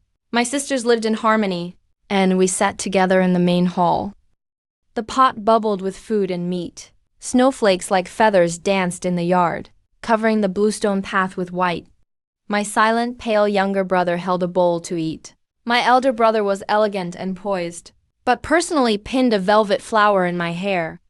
Xiang recited the rules for the younger cousin, while my mother embroidered a four-red cloth for grandmother. I quickened our marching speed, rushed to the frontier, to rescue my people who had fallen to the enemy. Travel thousands of miles to fight for the nation, cross mountain passes as swiftly as flight. Jiu Shangxing never expected that it would be me who came. The frontier was simple and rough. He poured me a cup of wine. The wine was coarse. I swallowed it with sand and grit, and he laughed loudly. That's the Marquis after all, truly willing to give it all. I said he should be called Your Majesty now. Jiu Shangxing, said the Mo. The emperor made you a princess and ordered you to marry for alliance. You refused to marry to Ruren, so you raised the banner of rebellion. Now Ruren wants to marry the princess, offering 15 cities in exchange for you. Those 15 cities were once recovered by my father, but later the last emperor stripped my father of command, and those 15 cities were seized back. I laughed, told them not to think about marrying the princess, but those 15 cities, I want Jiu Shangxing to toast me for them. Your Highness, I wish you victory in battle. Life at the frontier was harsh. Winter was nearly upon us. Ruren intensified their raids. I patrolled the forts, hearing the cries of border people from afar. My heart bled. Soldiers asked daily when the cities could be retaken. I held back. The time wasn't right yet. I brought 30,000 troops and supplies, enough to last 3 months. We played the strategy of conserving strength to wear down Ruren. Ruren launched several surprise attacks, all of which I resolved one by one. Jiu Shangxing's gaze toward me shifted from suspicion and contempt to true admiration. Until January of the following year, I launched a surprise attack, defeating the main forces of Ruren. Their general retreated with what was left. Within half a month, I reclaimed the 15 cities that Ruren had taken. But Ruren had threatened our dynasty for nearly 100 years after all. Though there were unrighteous rulers, their foundation and power cannot be underestimated. Our 15 cities were looted by Ruren several times. They were already stripped bare. This time, though my surprise attack inflicted heavy losses, our opponent was still strong. They quickly regrouped and pressed us with 100,000 troops. Ruren cavalry dominated the border. Their soldiers were fierce and bold. They relied on the Silk Road, giving them huge advantages. As I patrolled the city walls, I saw that the guards were already pale from hunger. The second batch of supplies kept being delayed. I sent people to urge it over and over, but there was never any effect. In the army, 3 meals a day became just 1, and even the portions kept shrinking. Spring had come. I ordered people to till land and plant, deep into the mountains to hunt, and tried persuading vassal households to donate grain. But it was a drop in the bucket, hard to solve the current crisis. Back in my tent, Bangsha prepared my meal, but it was only 2 coarse buns and a bowl of thin porridge. I put on a stern face and ordered Bangsha to remove the meal, to give it to injured soldiers who defended the city the previous day. A round-faced girl's cheeks were already sunken from hunger, and sobbed, saying, "Yulong, you haven't eaten properly for 2 days. Every day it's just cold water and thin porridge. If you keep not eating, you won't make it." I wiped her tears. "Don't be afraid. I am destined by heaven. I will surely turn danger into safety and thrive amid adversity. Hang in there with me. We still have great fortune waiting for us in the capital." Bangsha cried as she took the food away. At midnight, I climbed the city wall, watching the Ruran army laugh and feast in their tents, the smell of wine and meat drifting over. I bitterly pondered how to defeat the enemy. I was supposed to wear them down by holding back, dragging out Ruran, but somehow they had brought in new supplies, so plentiful. The situation had reversed. The next day, Ruran attacked again. I calmly directed on the sandy ground, but inside I couldn't stop feeling sorrow. Could it be that heaven truly wants me to perish? There was only enough food in the city for 3 more days. Soldiers had grown pale from hunger. Some even began to swell. How can such soldiers resist the enemy? Though Ruran was beaten back, we also suffered heavy losses. Of the 30,000 troops I brought, only about 10,000 remained. I sat against the city wall, heated my dagger with fire, and dug out the arrow lodged in my calf. It was bloody to the extreme, but my expression didn't change. A young soldier beside me asked, "General, doesn't it hurt?" I told him not at all. The soldier was very young, about the same age as my 4th brother. He asked, "General, The brothers say you're the emperor's daughter. Why not enjoy a comfortable life in the capital and come here to suffer?" I touched his forehead. It was hot because the people here were bullied by Ruran. The dynasty wouldn't help them, so Dakian had to help me. My father sent me to save them. The young soldier smiled, showing his white teeth, his eyes shining brightly. "General, you're a good general, better than those corrupt officials." he said, "General, "If we win, does that mean we won't have to fight anymore?" I said yes, no more fighting. "If you want to study, I'll send you to school. If you want to farm, I'll buy you dozens of acres. If you want to do business, I'll give you capital. If you want to be an official, I'll help you become one, so your parents can be proud as elders." "Old madam," the soldier said, "General, my parents are dead starved to death." The young soldier said, "General, I just want to go home and farm, and marry a wife, have a child, so he can serve under the general." The young soldier said, "General, we're close to victory now." His voice was filled with hope, joyful and brimming with longing. His general would lead them to victory, and he could return home to buy a few acres with his saved wages, build a house, buy a few head of cattle, and marry a virtuous wife. His voice gradually weakened in the wind, until it vanished completely. That night, the north wind blew in yellow sand, bringing the sounds of Ruran singing and dancing. I ordered the young soldier's body to be taken away, and wiped my face, leaving my hands covered in traces of water and mud. 3 days later, the provisions were exhausted. My heart had turned to ash. I no longer held any expectations. I ordered the men to ready the bows and horses, straighten their uniforms, and head out in the afternoon for the final decisive battle. Everyone knew that once we left, we would not return. I ordered those with families to write letters home, having prepared to fight to the death. But just then, the sound of galloping hooves arose, shaking the ground with its tremors. A scout came tumbling and crawling into the camp, saying with a trembling voice, "General, the food has arrived." So much food. General, there's so much food. Startled, I stepped out to look. Before the camp stood wagon after wagon of provisions, stretching into the distance, with no end in sight. At the head was a stout, sturdy man, deeply tanned from the sun, wearing silk, grinning at me with a flash of white teeth. Little junior sister, your senior brother has come to save you. He was Su Chenfeng, the eldest son of my mentor, Lord Su. Uncle Su's family line, dedicated to scholarship and family tradition. Lord Su was a great scholar of his time, known for being impoverished yet frugal, finding joy in a simple life. But his eldest son, Su Chenfeng, wasted his elegant name. He had a penchant for luxury and enjoyment, preferred the life of a merchant, and loathed studying above all else. Lord Su had broken 3 gold inlaid canes on him, yet failed to make him change his mind. Later he left without saying goodbye, leaving home to engage in trade. If I hadn't dissuaded him, Lord Su almost removed him from the family registry. Of course I had to dissuade him. Back then, Su Chengfeng was full of frustration, and often confided in me. Later I gave him the idea to leave home, and lent him his travel expenses and initial capital. Many years have passed. I have been away fighting wars, seldom paying attention to news of him. I never imagined that now, facing death, he would be the one to come to my rescue.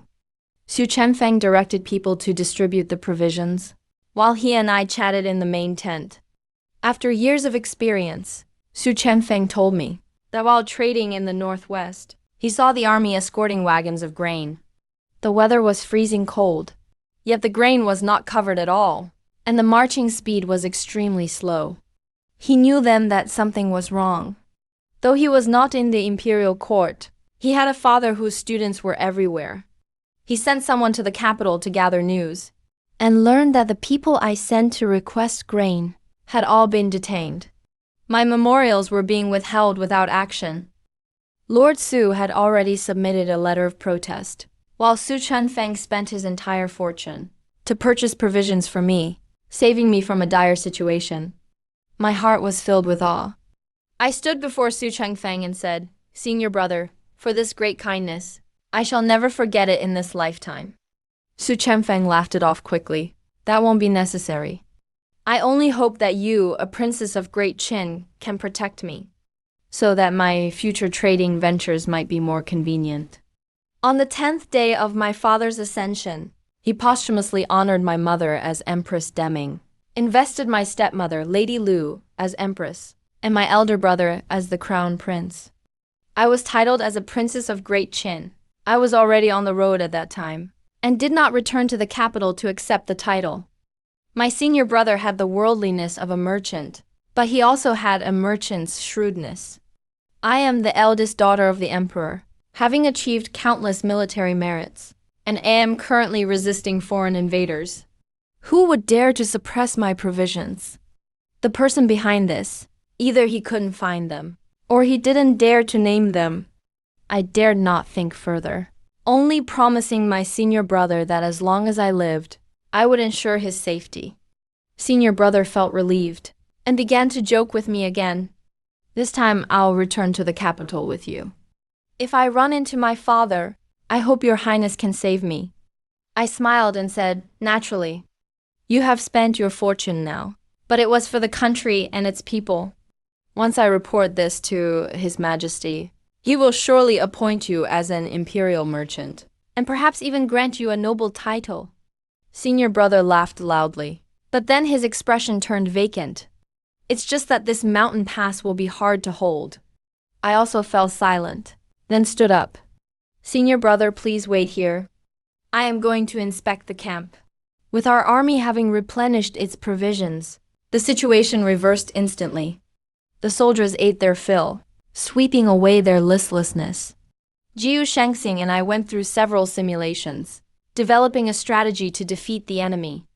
Dividing our forces into 2 routes, we aimed to wash away our shame and achieve glory. The Ruren were unaware that I now had ample provisions. They sent people to provoke us several times. Jiu Shengxing held his ground and did not move. Taking advantage of when the Ruren lowered their guard, He sent small units to harass their army. The Ruren were overjoyed, thinking our army was at a dead end, and was making a desperate final stand. They immediately arranged for their elite to storm the city. Jiyu Shangxing is indeed my father's student. His every move carried the poise of a great general. Though he deliberately held back to stall for time, he still caused the enemy heavy losses. By the time the Ruren commander sensed something was wrong, I had already led my troops to the Ruren royal court, capturing their Khan, the Grand Consort, and the entire royal clan. The Ruren commander made a decisive choice, abandoning Yanshan Pass to lead his army back for defense, only to have Jiyu Shangxing burn all their provisions to ashes with a single fire. I led my light cavalry and pursued him for 8 days and nights, forcing him into a corner by sheer might. Ruren could provide him no help, and the grain in his army was destroyed. Knowing he was powerless to change the outcome, the commander let out a long defiant roar, possessing a resolve similar to the hegemon king at the Wu River.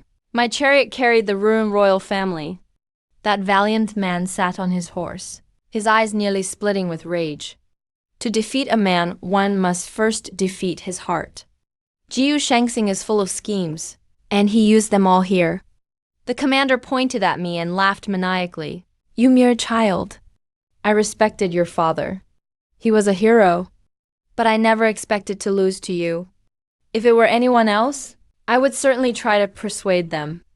But this man invaded my gates, insulted my country's dignity, and seized my people. I am unwilling to show mercy. He seemed to see what I meant. The man laughed. Today, my Khan and Grand Consort have both been captured by you. Since they are forced onto a chariot like cattle and sheep, I refuse to take this insult.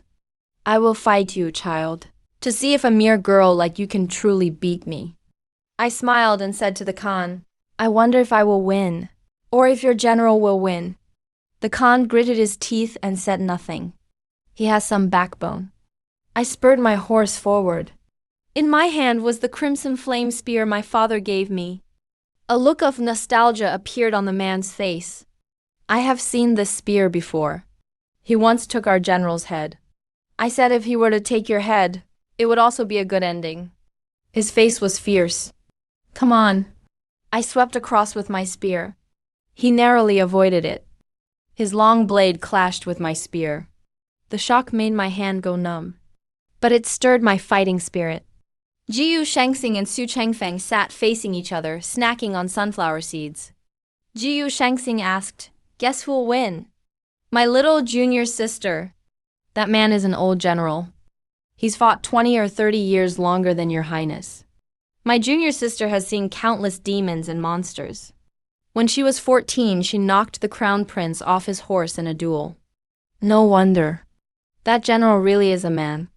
Knowing his path was blocked, he was fighting to die alongside me. I've honed myself through years in the army, so I'm not easy to deal with either. We tangled for a dozen rounds, yet neither gained the upper hand. Su Chengfeng tossed a handful of sunflower seeds at those Ruren people. Junior sister, hurry back when you're done fighting. I'll welcome you home and celebrate.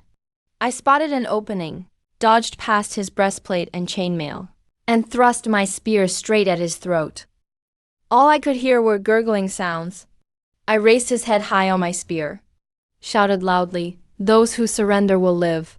Those who resist will be executed. The Ruren all abandoned their armor. I smiled as I let go, and saw Jiyu Shangxing's panicked face. I reached out, found a wet patch at my waist. I was bleeding when I woke up. I saw Bangsha, who had been crying so much her eyes were red. I asked her how long I'd been asleep.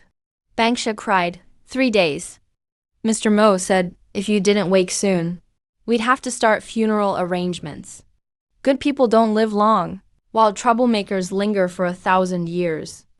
Looks like after so much misfortune, even the king of hell isn't collecting me.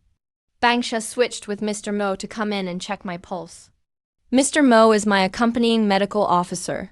His parents, wife, and children died in the chaos of war. After I rescued him, he devoted himself to following me in battle. Now he has a few disciples, and he and his disciples take care of all the military injuries. Mr. Mo examined my wounds and sighed, saying, Your Highness, That injury from the swordsman a few days ago, you never really let it heal. Now you've been cut again by that villain. If you hadn't been wearing armor that dispersed some force, you might have been sliced in half on the spot. Now your flesh wounds are healing fast, but your internal injuries will need careful attention. I felt bored and spiritless, and casually said it's better to just die. That would be clean. Unexpectedly, Bangsha, who was decocting herbs, started crying again. Miss, are you leaving me? Someone as good as you, working for the country and the people, is surely destined to live a long life. I felt a headache listening. Mr. Mo also sent her out to decoct medicinal herbs for me. Jiu Shangxing came too, and told me that the Roaring Khan and Great Consort have already been placed under guard.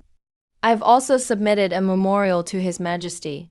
Reporting all your achievements to Your Highness. While your heroic deeds aren't exactly unprecedented, I can safely say they'll never be matched. And you're a woman, so you can be called truly the first of your kind. I leaned against the pillow. The general is too kind. Seeing I'm exhausted, Jiu Shangxing excused himself and left. Mr. Mo used to be a barefoot doctor, not especially skilled in medicine.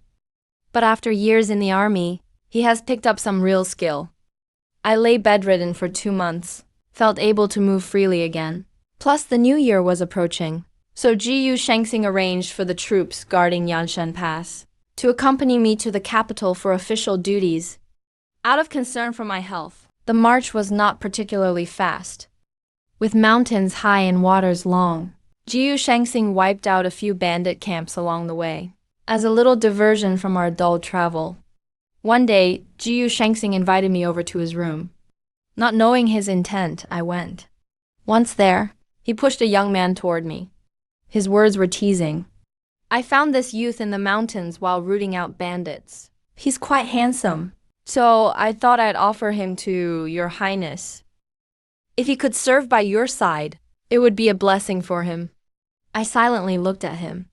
He gazed back at me confidently. I couldn't help but cough twice. Jiu Shangxing's expression went from full confidence to self-doubt. Your Highness, you don't like him. I sat by the riverbank and poured myself some tea. Does the general have a misunderstanding about me? It's not rare for a princess to keep handsome companions, but I've been too busy with military affairs myself, never had time for marriage, and fought at the border for almost 3 years.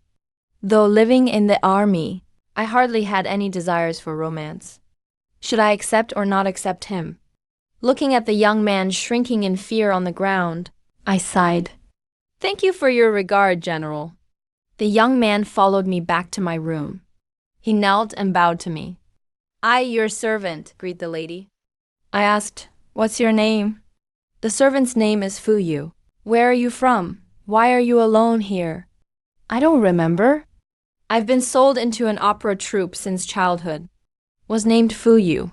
Then came the war. The troops scattered to flee. I ran here and got caught by bandits. I massaged my brow. I don't need you to serve me here. Leave tomorrow. Fuyu knelt on the ground, boldly looked up at me for a second, but quickly lowered his head. I'm an opera performer, a low-class profession. I don't have my contract. If someone hands me over to the authorities, I'd be labeled a runaway slave. Please, lady, shelter me. Give me a way to survive. The warm yellow lamp light, and the kneeling youth, features as beautiful as a painting. His complexion like spring flowers. He really is a charming young man. I sighed inwardly and started to like him a little. I told Bangsha to take him away, give him 2 buckets of hot water to wash, and find him some clothes. Bangsha liked the youth too. She left delighted. The day we returned to the capital was my birthday. The year I had my coming-of-age ceremony. My fiancé came to break off the engagement. At my direction, I had someone chase him out with a broom. It's been 8 years now. Still, heavy snow covers the road I came by. I asked Bangsha what Pei Sanlang is like now. Bangsha widened her eyes in surprise. Then she said, quite pleased, that little man's parents are dead. The family's bad luck was because he greatly offended the lady. He was thrown out. The servants heard about it. He humbled himself. wanted to take the imperial civil exams, and became a scholar, but he's failed to pass the higher exams several times. When the lady was at the border, he stayed home getting drunk every day, didn't work, and didn't study. I found it funny. Back then, out of selfishness, he came to break off our engagement and humiliated me. My family head came to apologize in person, but my father firmly demanded the land I've been given. He was really shameless. He even dared come alone to ask to marry Xiang. At that time, my father and I were rushing around outside. Lady Lu ordered someone to have him brutally beaten. He was thrown out onto the street. That man never even saw Xiang's face the whole time. Father just mentioned it casually, as a joke. But Bangsha kept it in her heart. She asked around about the Pei family every day. That foolish child stood up for me, burning incense and praying to Buddha, only hoping that the Pei family's gates would fall. Utter poverty and misery, Pei Sanlang's tragic fate, actually became a topic for this girl to chat over drinks. At the age of coming of age, I still had a bit of girlish feelings. Someone came to my door harshly to cancel the engagement, though I acted calm and indifferent. But inside it really hurt. But now, after living through countless things, and seeing the world, that Pei Sanlang, I can barely recall what he looks like. My second year at the frontier, brother's grand wedding. He got himself a princess consort. The whole nation celebrated. Xiang also agreed to a marriage, with the top scorer of the imperial exam from back then. The empress mentioned in her family letter to us. That scholar is gentle in nature. The family values are upright. The mother is kind and warm. A good future. How wonderful. I faced the wind and snow, only to see a crowd in front of the imperial city. Leading them was my father, the emperor for several years. Father walked with mighty steps, looking fierce and commanding, with his hand on the emperor's sword. So dignified I dared not look directly. I got off my horse and knelt. Your subject greets your majesty. Father reached out both hands to help me up. General, you have worked hard for years, gone through life and death. Today you return to court. This is a great joy for the nation. I am hosting a banquet in Jianzhong Palace. All the ministers are here celebrating your great victory. Father said it calmly and coolly, but his hands holding mine were trembling. He looked at me and smiled, saying, Father has prepared good food and wine for you. My child, drink a few cups with Father at this feast. I laughed and replied, how could I refuse? That night I met Princess Zhang and Shan Heiyu, a warm, harmonious atmosphere. Even the ruined Kagan and the Grand Consort were given seats. Father raised his cup to them. Kagan, today you and I as ruler and subject share this fate. Heaven's will is truly mysterious. I offer you this toast, Kagan. The Kagan hurriedly returned the toast. I poured myself a glass of wine, enjoying the bond of ruler and subject at ease. It really is a remarkable bond. Before, Dada bowed as subject. Ruin ruled. Now Ruin bows as subject. Great Qin reigns. How times have changed. Things keep going around in circles. It's really quite poignant. After the banquet, Father ordered me to live in Jianzhong Palace, so we could reminisce together. Court attendants thought it improper, and boldly advised against it. Even the crown prince hasn't received such an honor. This special treatment from your majesty is not really a blessing. Father was a little drunk. It's just family siblings. Why should the crown prince matter? I didn't think much of it. In the past, when I returned home, the back courtyard was disgraced. The Liu family caused trouble. Father kept me by his side, carefully guided me, raised me himself. After the 6th generation was executed, because I missed my younger siblings, I once lived elsewhere, teaching my siblings as well. But after my stepmother entered the family, I moved back to live next to Father's quarters. Let Father teach me lessons. Today is just some father-daughter chat. What's the harm in that? But after all, it is the emperor's residence. Truly the utmost worldly luxury. Father ignored politics. only cared about my health. I felt deeply moved. Answered him one by one. Father still wasn't assured. Ordered the imperial physicians to take my pulse. Told me to stay and live in the palace. I could attend court with him. I wanted to decline. Father laughed and said, "These years, my child has not been in the capital. Yet your prince's residence is already built, though it's splendid. Going to court requires riding for nearly an hour and a half. If you live in the palace, you can sleep a bit longer." So I agreed. Father and daughter got along harmoniously. Truly a warm season of human affection. After the New Year's, Father appointed me as cavalry general of the third rank. Granted me 10 billion and 3,000. As for decisions regarding prisoners of war, after much debate among the civil ministers, it was finally settled. The Ruren Kagan was made a count. The rest of the royal family were appeased separately.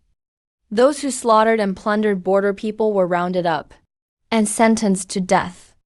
Such action shocked the Ruren royal family, making them tremble in fear, fearing the executioner's blade might fall on their heads at any time. Though I disapproved of this, there was nothing I could do. I could only hope that after those people are executed, it would bring comfort to the souls of my people above.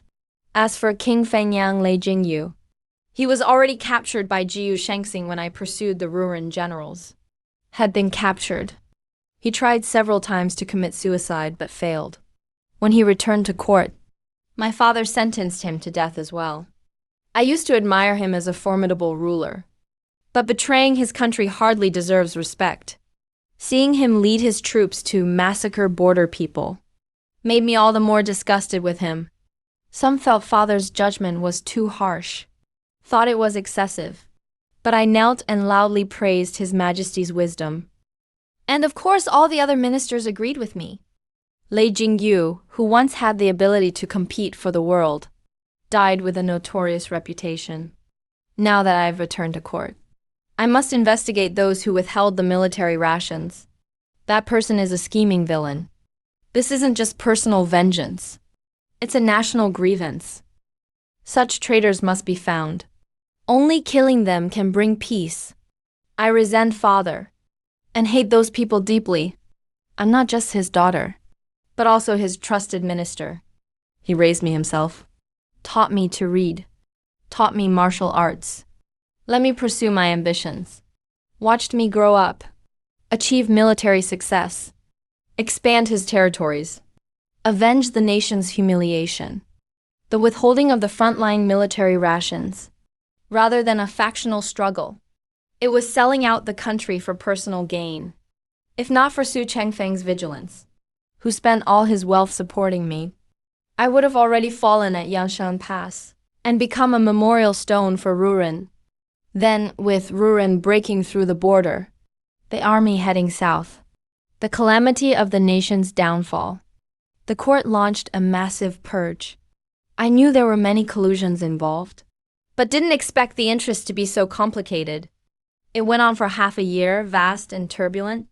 Everyone was anxious during that time. The court was cold and tense, almost terrifying. This case was handed to Zhao Heng for judgment. Over 1,000 people were implicated. He submitted the evidence. The Wang and Deng families were named as main culprits. These two families were the top noble clans of the previous dynasty, of unparalleled prestige in the country. At their peak, even the royal family had to step aside. Back when I entered the capital to investigate old cases, because these two families had so many sons, the ones I went to kill caused rivers of blood. Blood flowed like a river. I knew well the importance of eliminating the root, and detested their behavior. At that time, my foundation was unstable, so I confiscated their property and wiped out their clan. There were dozens of noble families listed in the mirror. Counting the local ones, there were over 100. If my actions had been too extreme, I feared I would shake the hard-won stability of the realm. After my father arrived in the capital, he praised me greatly. But when I left, he also issued a decree rebuking me and appeased the noble families. I knew my father was just putting on a show, but I was happy to cooperate. At that time, I held military power, and the noble families had suffered greatly at my hands. They could only endure, waiting for another day. I didn't expect Wang and Deng's second sons to be so ruthless, placing silk above national hatred, and actually plotting the downfall of Great Qin, now that they've failed. My father ordered their clan exterminated. All their wealth was confiscated and added to the state treasury. He also generously rewarded the military to calm them. As the primary victim, I was granted an additional fief worth 1,500 bushels. He also specially gifted me 800 private soldiers. I was promoted to Minister of War. For a time, my power reached its peak.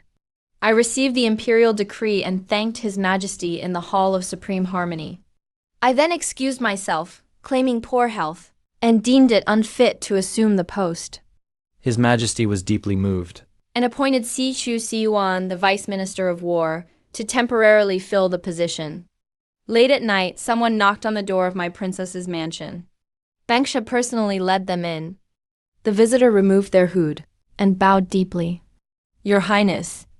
I stood with dignity, exuding elegance. I turned and addressed Mr. Zhao.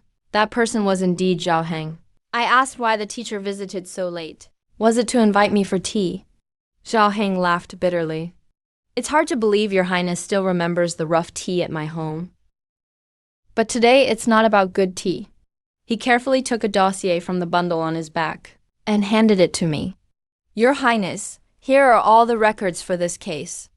I placed the dossier on the table, but did not open it. Zhao Heng asked, Don't you want to take a look? I poured him tea myself. Today's dossier. You were ordered to deliver it, but I have no life left to read it. Zhao Heng burst into laughter. I thought Your Highness's brothers were on good terms, but today it seems otherwise. I replied, We're all human. Zhao Heng was somewhat disrespectful to me. Your Highness's tea is fine tea, but Zhao is not blessed enough to enjoy it.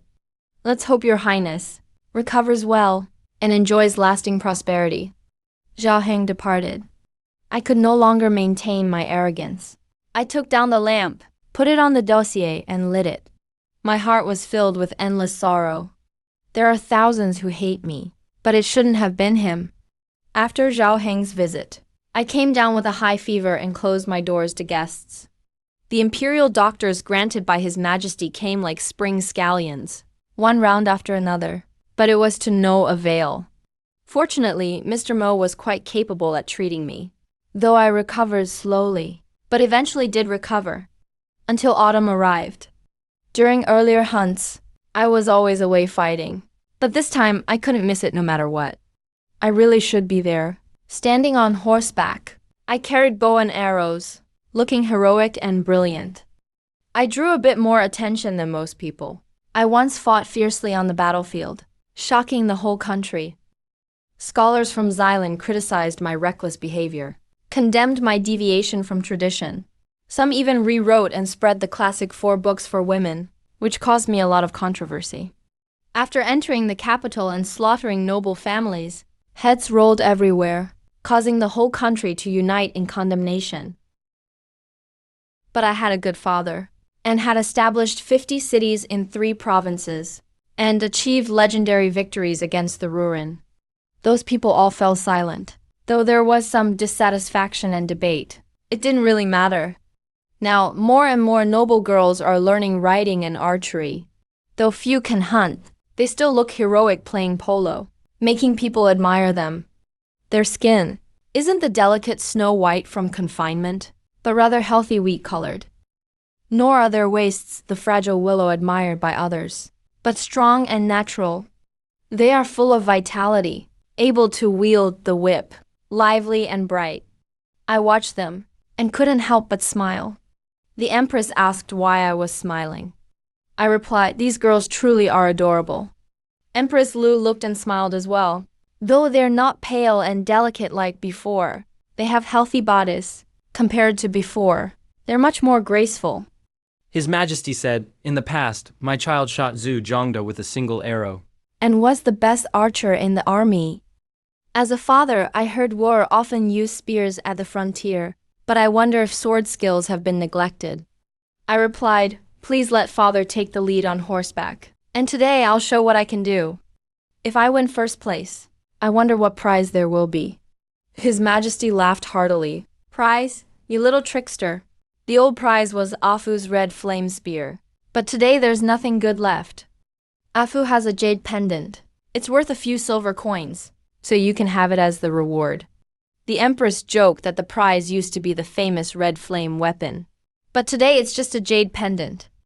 Now, as the mother of the nation, I've seen a lot, and should help Aeon judge well. If it's not good, I'll be the first to object.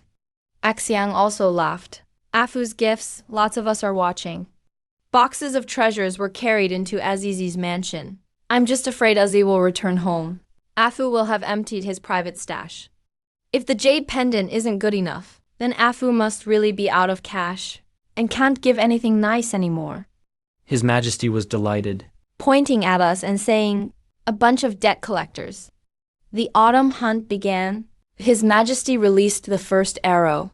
Then the princes and nobles could shoot on their own and see who would take the lead. I was always skilled at archery and horsemanship, and hunting came easily to me. I focused only on the biggest prey, letting small deer and rabbits pass by.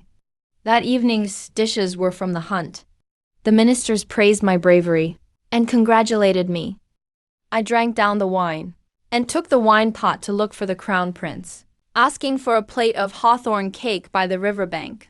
The crown prince was puzzled at first, then smiled helplessly and said, "Sister is still such a child." I casually picked up a piece and watched the crown prince eat the pastry. The crown prince was concerned, asked if I had enough. I smiled, "Yes, I've had enough." On the third day, I chased a deer into the dense forest and saw a deep, clear spring within the woods. I got off my horse and bent down to fetch water, then straightened up slightly and saw a feathered arrow deeply embedded at my feet. I looked up. On horseback was my stylish, elegant, and extraordinary elder brother. I held the water bag in my hands. Big gulps. Then she bent her bow and nocked an arrow. But after 3 arrows, his expression changed. All 3 arrows were deeply embedded in the tree trunk. Only the feathered ends quivered outside. A lock of his hair had been sliced off. The crown prince's face changed dramatically. "Sister, do you intend to commit regicide with this action?" Attempting to assassinate the crown prince equals treason. I laughed, saying, "I'm nothing like your highness, a man with a beast's heart behind a man's face. Hurting your own siblings." He was silent at first. Then, with a gentle smile, he said, "So you know, sister, but I wonder how much you actually understand." "Oh, I forgot about Zhao Heng. Isn't official Zhao quite close with you, sister?" I said, "Zhao Heng doesn't need to tell me anything. I can figure it out myself. Father is a hero among men. Wang and Deng families may have their strengths, but how could they match His Majesty? For this matter to be so flawless, there must be someone to cover it up." Though the crown prince kept a straight face, his body was tense. His horse seemed to sense the change in his mood. It paced uneasily. I called him, "Brother, come down. Let's have a word as siblings. If I wanted your life, it wouldn't matter if you were on or off your horse." He also knew my martial skills were unmatched, so he didn't argue. Dismounted and drew water for himself. I asked if he was the one behind the supply case. The crown prince said no. He said, "I know you carry heavy responsibilities. I would never dare consider such a thing." I said, "Your crown princess is from the Siyu family, daughter of Vice Minister of War Si Ju Siyuan. Your in-law comes from the Deng clan, while your crown princess's distant sister-in-law is from the Wang family. Now, though the Chu clan is implicated, the crown princess keeps them safe. And Chu Siyuan is exceptionally talented. Their family may become an imperial family in the future. Maybe that's why they chose to support you today." The crown prince was silent for a long time. "I never intended to harm you, but I really didn't know before. Only later did I sense something was off, and help them cover things up. I was heartbroken, almost lost control. In the end, I vented by chopping the ground fiercely with my short dagger." He said indulgently, "Sister, are you mad?" Only laughter echoed in the dense woods. I laughed hysterically, then finally calmed down. Why did he just silently stare at me and ask Ha Yan, "Tell me, if you were a man, as your brother, I could openly suppress you. In the end, I'd simply fail to beat you. It would be nothing more than winner takes all. But you happen to be a woman. You don't stay in the boudoir doing embroidery, but insist on vying with me, making it impossible for me to strike against you. Yet I have no choice but to do so. You're a rare talent. Master Su took you as his last disciple. You're a star general, with the merit of founding the nation. Later, you wiped away ruin's shame with blood. Father adores you. Your palace is as lavish as the emperor's. Your treasury is as rich as the sovereign's. You hold military command, have the people's respect, and even have the support of the scholars like Zhao Hing. But me? I'm father's legitimate eldest son. You fought at the front lines. Did I ever drag you down in the rear? You endured hardships on the border. I was at court, still had my share of tribulations. Both civil and military officials compare us. I'm not as smart as you, not as knowledgeable as you, not as empathetic to the people as you. Ah, Yan, you know what it means to outshine your master? I kind of anticipated this, but it's still excruciating. I tried to speak several times, but the words wouldn't come out. At last I could only whisper, I am your younger sister. A woman too. Father would never pass the throne to me. The crown prince replied, if not for that, I'd never let you leave, would I? If I die, the gate at Yangshan would be wide open. Who could you find to replace me? He replied, the army has its own elite generals. Jiu Shangxing could arrange for delays. Ma Xing and Huang Chanping are both quite capable. Though not as good as you, they're still usable. I've always tolerated everything, but this I can no longer bear. So I swung my fist to hit. He took my punch head on. I heard my own voice, shrill and broken. Each word bled with sorrow. Ma Xing is in Langzhou. Huang Changping is in the capital. Neither of them lead troops like mine, not as well trained as my black armor army. It would take a month to get to Yangshan Gate. Battlefield timing changes in a heartbeat. Great Qian was built with blood. As the crown prince, are you going to bury thousands of lives? And drag our country through the mud? He shook me off and straightened his sleeve, tidied his clothes, and composedly said neither of them compare everywhere. But you can keep the ruined forces beyond the Yellow River. Father and I are united. At most, 10 years to rebuild our armies. We'll achieve a great defeat over Rurin. I asked, and what about north of the Yellow River? He fell silent. I coughed up blood, drew my dagger, and slashed with it. He dodged in a panic. But the dagger is a divine weapon, exceedingly sharp, and I was quick. Seeing he couldn't get free, he closed his eyes. Yet I only chopped off half his headpiece. Dark hair cascaded like a waterfall, falling across the crown prince's elegant back. I cut my robe, severing all ties, and swore to heaven that from this day forward, Shen Qingyan and her brother are done. I refuse to be blamed unjustly. So, as you said, from now on, we are as water and fire. Siblings become strangers. Take care. The crown prince was stunned. Then he smiled and said, I am. Come closer. Let me tell you a secret. It was evening, the clouds in the sky blazing with color. I dragged a deer back to Qiu Qi's palace. My swordsmanship was lousy today. The deer wasn't killed.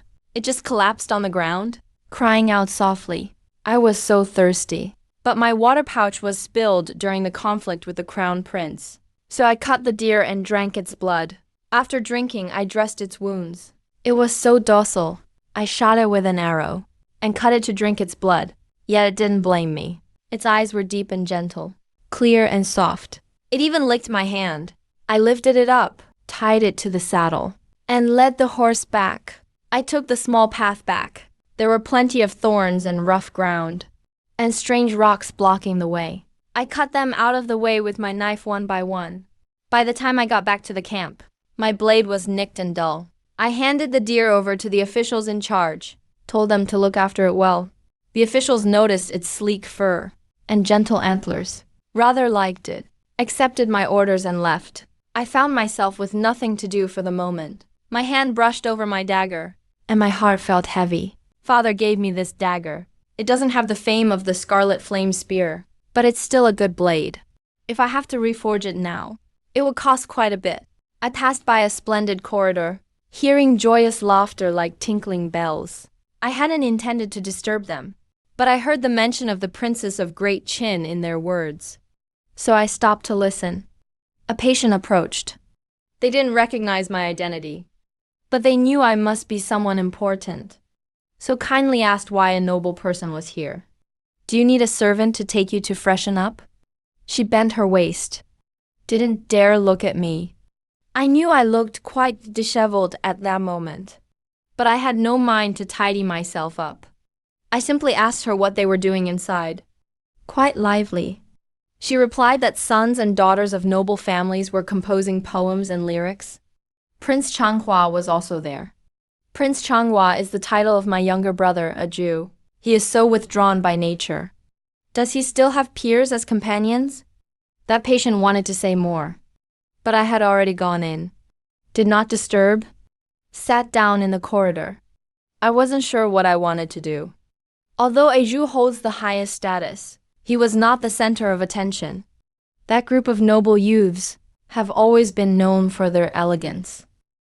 Although they have learned horsemanship, they aren't even as skilled as daughters who play polo on the battlefield. So how can they stand out? Still, the nobility has style. 1,000 years of heritage, even if unremarkable. They possess the skill to use the past to critique the present. The poems are neat and proper. At first, they praised the warriors, brave and poised. Then they praised my extraordinary achievements. That person smiled gracefully. Facing a Jew, said the princess is absent today, so they offer this poem to the prince. A Jew thanked them. I felt quite exhausted, lay back and rested, fell asleep. When I woke up, it was already deep into the night. Fine cool rain at the edge of the sky. Even draped over me, it felt somewhat elegant. I wanted to return to the palace, but I couldn't find the way. After wandering around, I ended up outside. In the reeds by the riverside, I heard people talking. It was still that group of noble youths. In front of a Jew, they were respectful and kind. But in private, they let down their guard. This place was quite secluded. If anyone came, there would be sounds. After many years of leading the army, I have personally acted as a scout, surveying the terrain, gathering military intelligence. Hiding my own movements wasn't difficult. I listened to their words, one after another, reporting about me. Their words were quite disrespectful. Prince Changhua actually has a good temperament. But unfortunately, he has such a sibling. It's quite sad. Better not mention it. He has disgraced all the noble daughters of our households. Good sister, don't be afraid. His judgment is improper. We see the world from above. No guilt in our hearts. So what is there to fear? That girl only has brute strength. 25 or 26 and still unmarried. What's the use of being a princess? Who would want her, always in the army? She must have lost her reputation long ago. Ooh. Such crude talk even said in front of a young lady. All daughters from similar extended family branches, not even worried about tarnishing their ears. Oh, forgive my rude words. Please don't blame me, miss. It was them. Their parents, of course, stay calm regardless. That group of youths just at their most passionate age, faced with my oppressive authority and malice, girls naturally speak their minds. If they could comment about me in public, or in front of my brother, that would show some openness. But it's late and nobody's here. They whispered here in this place, which is irritating for no reason. Falling below standards. I guess I drank some dear blood. My body was hot. Threw out my dull short blade. I don't know which noble youth's body it hit.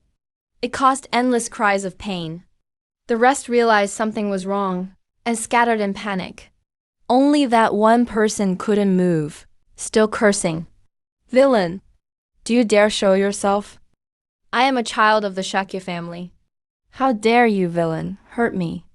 Holding their burning forehead, I stepped out. The night was deep. I had looked for quite some time, finally saw the short knife firmly embedded in her calf. With my already scattered mind, thought for a bit, then lifted her like a chick. I am the princess of great chin. She trembled all over instantly. Couldn't even utter a full sentence. I ordered her to follow my steps and lead me back to the palace. She dared not disobey, humbly and quietly led the way for me. But her calf hurt. The blade hadn't come out. Blood was gushing out. But intimidated by my power, she dared not speak much. Even the sobs from the pain she tried to suppress. The rest of the noble youths, those who ran slower, were also left by me. Two saw the miserable scene, didn't dare to help. Trembling followed behind me. I wasn't actually one to abuse others, so let them support each other as they walked. When we reached the emperor's residence, I saw Cao Anguo, the favored eunuch by his majesty, pacing outside. He looked quite anxious. Cao Anguo was chosen for his calm handling of matters and selected to serve my father. Why is this? He saw me coming. Cao Anguo hurried over, saluted and said, "Your Highness, you're finally back." I ordered him to rise. He saw the miserable state of these three noble youths, and then saw my disheveled appearance. He was greatly shocked. Hadn't said anything yet. I asked if the great traitor was here. Cao Anguo no longer questioned, only ordered people to take the noble youth away and treat the wounds. Then quietly asked if I had conflicted with the crown prince. I nodded, yes. You offended the Eastern Palace. Yes, indeed. When His Highness the Crown Prince returned, he looked miserable. Several officials saw it. The matter has blown up. Now His Majesty is waiting for you in the hall. The Empress noticed something was wrong. Sent servants out to find you, so you could be prepared. I nodded and smiled. Thank you, Chief Eunuch. I hadn't tidied up. Entered the hall. There were quite a few people inside. The Crown Prince had cleaned himself up, changed to a jade crown. I had cut off a lock of his hair. There were bruises on his face, which weren't going away. I knelt to greet His Majesty. His Majesty asked, "Why did my child return late?" I shot a deer and was very tired. Took a short nap. How was His Majesty's expression? I couldn't see, because my head was still bowed. Until he ordered me to look up and answer, "Your brother's injury. Did you hit him?" I replied that a courtier had criticized me. Was this action of yours harming the Crown Prince? Sinister motives. His Majesty ignored it. Asked me why. I said I didn't know what the Crown Prince would say about the matter. Once again that courtier. The Crown Prince is the one at a disadvantage. But, are you going to let His Highness intimidate us again? I laugh at them, saying the Crown Prince looks down on women. Now he's being pressured by a woman in his own subject's eyes. Everything really is different now. I wonder what the pure-hearted Crown Prince thinks about all this. I stared straight at the Crown Prince. He fears me. Yet I insist on acting as his deeply bonded sister. I spoke affectionately, calling him brother. Why won't you tell them what scheme lies between us? Why must our sibling relationship end up in conflict? My brother and I are true siblings by birth. We support each other. Lately, why won't you explain things, brother? Why let your little sister bear a bad reputation for nothing? My head is spinning. My face is flushed. When I came back just now, I knew I was running a fever. But at this moment, none of the nobles or officials noticed. If this were before, there would have been chaos. Now it's simply miserable. I feel utterly dispirited. I had nothing more to say. I didn't even catch what the Crown Prince said. His Majesty walked down the long steps and asked me, "Do you recognize your mistake?" My ears buzz incessantly. I didn't understand a single word they said. I forced myself to respond. Your servant did nothing wrong. I probably backed down for His Majesty's sake. He was furious. I don't even know what he said. Then someone escorted me out. Once outside the palace gates, I heard Cao Anguo read the imperial decree. The cold rain soaked me. Only then did I realize His Majesty sentenced me to 20 court canings, 3 months of confinement, and a year of madness. It sounds severe, but actually it's not too bad. The people carrying out the sentence have their methods. The canings were delivered properly, but some strength was spared. They struck my body, but it was just surface wounds. I still had enough energy to kneel in punishment. But my emotions have swung wildly today. Plus getting soaked by the rain. And being beaten in court. If I end up brain damaged from this autumn rain, the crown prince could probably take care of me for life. But I'm still not satisfied. Empress Lu came rushing out. The noble woman who always moved calmly now looked like a shadow in my eyes. With trembling hands, she hugged me to her chest. I felt confused inside. I closed my eyes and softly called, "Mother." When I woke up again, I was already in Prince's residence. Cao Anguo was waiting outside the chamber. He saw me wake up and heaved a sigh of relief, repeatedly thanking the Bodhisattva for protection. I asked him why he was here. He handed me His Majesty's imperial decree. I was specially permitted not to kneel anymore. I opened the imperial decree and finally understood why His Majesty was angry that day. He made sure I couldn't recover from my high fever, leaving me unable to argue back. A clever-tongued noble accused me of plotting against the crown prince and charged me firmly with assaulting innocent citizens. But in the end, the crown prince couldn't bear it and spoke up for me. He removed my charges. The noble families knew what I meant by this action, so they lacked confidence. The charges were heavy, but the punishment was really not much. Mr. Mo checked my pulse, stroking his beard twice, and said to me, "Your Highness, there's nothing seriously wrong with your health. But your old injuries still have effects this year, plus your emotional turmoil, which is why you are so weak this time. You need to take good care of yourself." I rested my hand behind my head. I thought about waking up at Yan Mountain Pass. I spoke at random. It would be better to just die. Then things would finally be clean. Now my words have come true. Real life really is full of twists and turns, and it's hard not to sigh. Cao Anguo was still waiting for me to receive the decree. I sincerely thanked His Majesty for the great favor. As for my brother's issues, Father surely knows, but I didn't see him suffer any losses. Now, looking back, I enjoyed endless honor after returning to court, with imperial power in my hands, which also had some intent to compensate. Since that's the case, I spoke to Cao Anguo about Qiu Qian. I am truly frightened. Let a cunning man check on the Eastern Palace for my brother. I won't let him down. Cao Anguo just thought we siblings were chatting, and left smiling. I officially began my confinement. When I was born, the Shen family was already nobility. It looked honorable to others. But my father later spent much to raise Si Jun, and to build Yuzhou, spent a huge sum. Afterwards, I fought in wars all over the country, and rushed to the border. Though I'm now honored as a princess, I never truly enjoyed the highest luxury. His Majesty's confinement actually indirectly allowed me to eat my fill every day, drink well and practice my martial arts, read books and work on calligraphy, or fish by the lakeside. My body, tense from years in the army, finally relaxed. I found some pleasure in it. It's almost hard to leave this peaceful life behind. But I remember how officials of Baibio Da the once indulged in luxury, ignoring the people, and feel hot-faced with shame. I consider myself fairly disciplined, but even I struggle to resist the temptation of wealth. Those people might be useless, but their indulgence is really just human nature. Jiu Shengxing, Fu Yu, whom I sent, is a good young man. After bringing him back, I was busy with government affairs and didn't pay much attention to him. He recovered for almost 2 years in the prince's residence, shaking off all the hardship and dust brought by war. Born beautiful like a bright pearl, and dressed in silk, he looks like someone from a painting. He even knows how to sing. When I'm bored, I listen to him play and sing. The pipa evokes endless charm. If he weren't a man, he could really bring disaster to the country. When snow fell again in Yong'an City, I reclined on the couch listening to Fu Yu sing. That day, my brother, a Jew, came to visit me.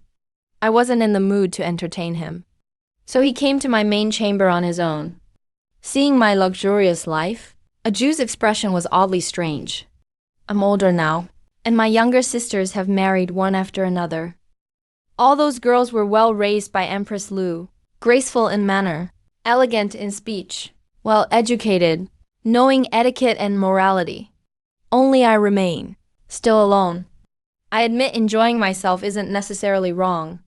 But in a Jew's eyes, maybe I'm different from the other sisters, and perhaps he feels embarrassed by it. He sat down and asked me, Azai, what exactly happened between you and brother? I was made sleepy by the warmth indoors, and casually asked, what do you mean? A Jew said you and brother used to be so close. Brother is kind, and always cared deeply for you, Azai.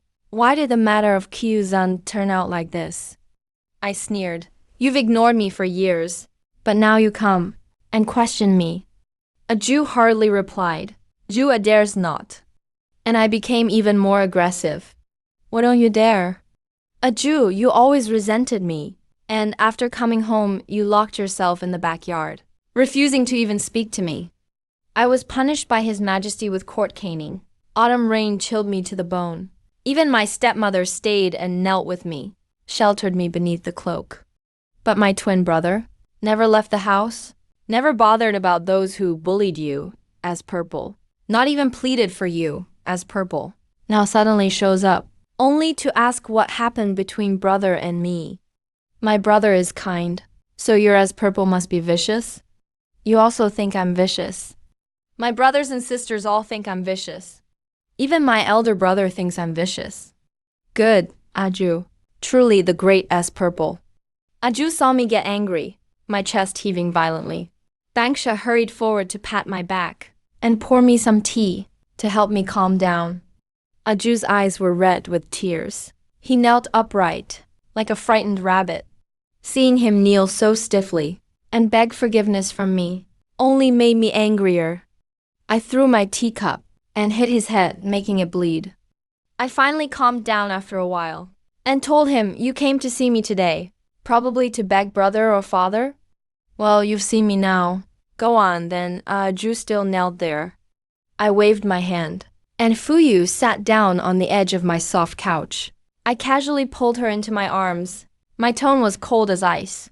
Little brother, do you just want to see Zizi act reckless? Ju's face turned pale and green. In the end, he withdrew and left.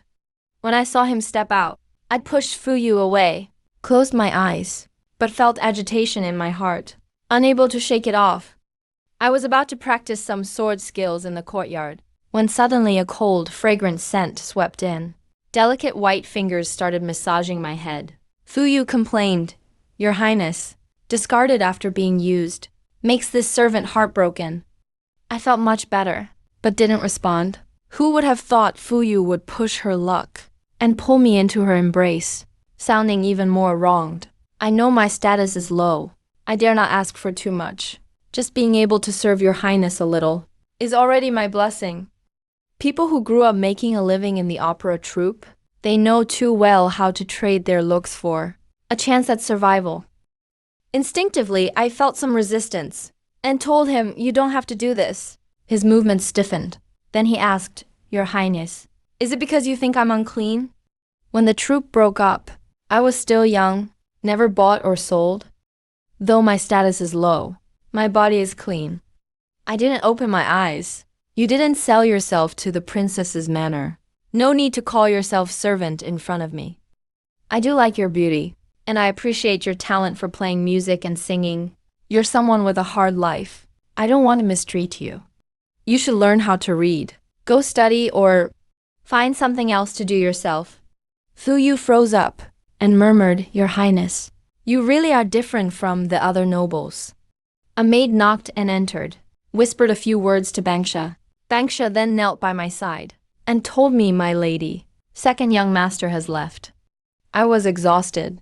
Bangsha sent Fuyu away and covered me with the blankets again, thick, light, and warm.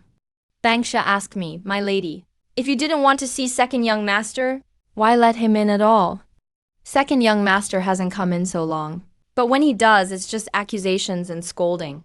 If this keeps up, even blood relatives will become estranged. No one else dares to speak to me like this. Only Bangsha can advise me now. You're the only one left, Bangsha. My thoughts cleared somewhat, but as I recalled the past, I became somewhat sarcastic.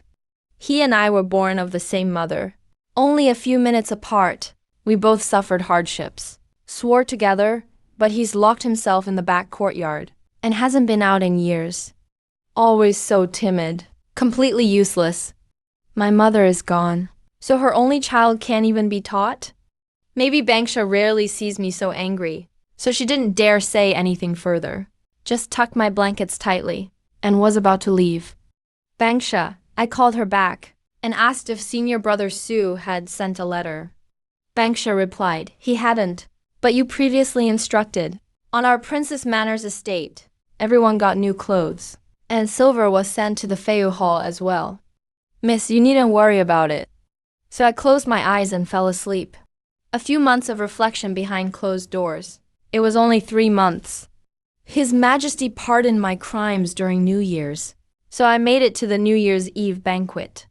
It's well known at court how much I'm favored these days. Such a grave crime only resulted in a painless punishment. With money and effort, I'm even called a child prodigy. The favored princess of great chin, respected by all civil and military officials.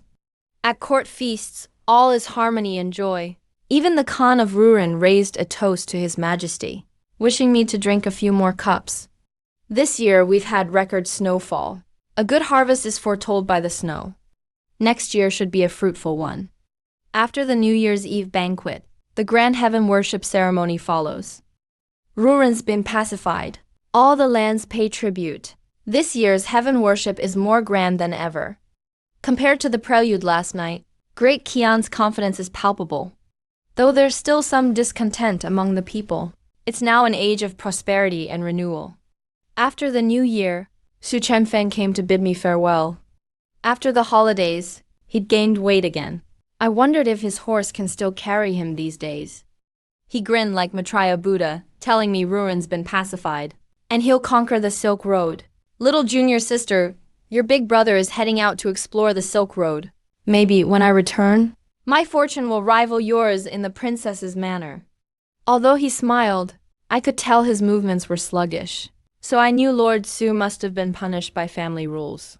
But since he's so stubborn and refuses to give in, I had nothing more to say. Handed him the gold and silver I prepared. You spent your fortune to save me before, so I can't let you leave empty-handed now. Take this money and spend it as you want. If you run into trouble, you can seek out the people at Yanshan Pass. Money isn't everything out there. Just stay safe. Su Chenfeng accepted it without hesitation. Sighed, senior brother is just an ordinary man. No match for your lofty aspirations, little sister. This trip might be a few months, or it might be a few years. You have to live well. Don't let me come back, just to worship at your grave. I still joked, then you better burn more paper money for me. Su Chenfeng cupped his hands in farewell, took his horse and, without looking back, walked off into the chill of early spring. As Yong'an City started to warm up, I was impeached for exceeding my authority at the manor, and Fuyu's presence provided even more of a reason for the opposition to press the attack. Fuyu was registered under the Sword and Halberd Division. I kept him at the manor for music and pleasure, which was truly unseemly. And Chu Xiuan came forward to accuse me of private dealings with Dayuan Kingdom. He presented an account book, with every detail laid out clearly. Weapons could be transferred, war horses could be allocated, and inferior goods could be passed off as good. Only someone like me, Minister of War, could pull that off. Chu Xiuan's testimony became the last straw that broke me. He is the crown princess, the cousin of my legitimate sister-in-law. If he couldn't keep it a secret, why would he accuse me, someone standing on the crown prince's side? The evidence is all tightly linked, fitting together seamlessly. If the evidence wasn't aimed at me, I'm afraid I'd have thrown him in prison too. His Majesty threw the memorial in my face and asked if I had anything to say. I raised my head, looking at him. His eyes held an intense scrutiny and wariness. Maybe it only started today. Maybe it was much earlier. I only blame myself for being blinded by the situation, unable to see clearly. Now I've fallen into this trap. The way of heaven is evident. Retribution never fails. I bowed low. I have nothing to say. What happened today is not really about evidence, but about the hearts of men. I know I'm innocent. Si Chu Siwan knows I'm innocent. The crown prince knows I'm innocent. Probably every official at court knows I'm innocent. But His Majesty allowed it. I'm a woman. How could there be a woman emperor in this world? But has there ever been a female general? I came from a famous family.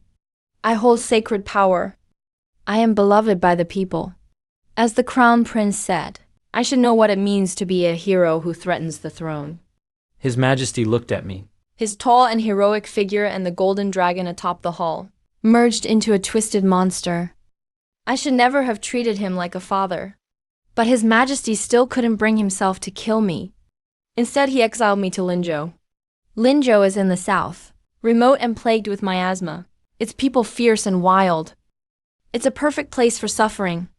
It used to be a place of exile, and unless something unexpected happens, it will be where I spend the rest of my life. Before I left, the crown prince came to see me off, gently calling me, Yan. If there's a future, I will guarantee your prosperity and honor. I laughed. You all are a real family. Ganging up on me to bully the crown prince. Yan, don't blame your brother. The royal family is heartless. Take care of yourself. I mounted my horse, called out, farewell till we meet again. The only people from my household coming with me are Bangsha and Fuyu. I didn't actually want to bring either of them. But when I told Bangsha she couldn't come, she cried for 2 days and nights, so I had to give in. As for Fuyu, I didn't know why she wanted to come, but I didn't mind bringing her along. The people of Linzhou are truly fierce. Even though I was exiled, I still hold military power. His Majesty ordered me to take 300 men, so the first selected 300 soldiers, packed up our rations and supplies, and set off south. There were bandits along the way, so I fought when I had to, suppress them when needed. They're all just suffering souls. If they didn't have no other option, no one would want to commit such evil acts. I promised to pay them as soldiers, and give them land when we got to Linzhou, to help them build houses and marry wives. So they followed me loyally. Some didn't believe me, so I gave them silver, telling them to make their own way. But when they saw the money, they wanted to come with me instead. By the time I arrived in Linzhou, I already had 1,000 men under my command. I took over the district yamen, reviewed 7 years' worth of taxes, and went out to observe the people myself. I began to govern Linzhou, and truly it was an exile spot. The yamen was dilapidated, and there were even more poisonous miasmas and venomous creatures. There are savage tigers in the mountains and giant water serpents in the rivers here, plus bandits and barbarians. Floods come every year, leaving the people with nowhere to go. Looking at this wild land, I couldn't help but miss Yuzhou. Yuzhou used to be poor too, with a rundown yamen as well. Its people were also displaced. Yet, how did my father turn that city into a paradise the people longed for?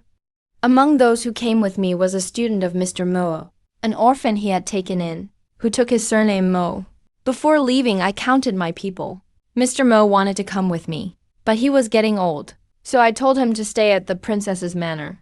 That place is close to the mountains and water. The land is fertile, so he can grow flowers and plants, and cultivate medicinal herbs, take on a few apprentices, and live out his days in peace, instead of suffering with me. He couldn't win against my insistence, so he sent his youngest apprentice along with me. This young man can go out to treat patients himself, is not yet married, and is utterly loyal to me.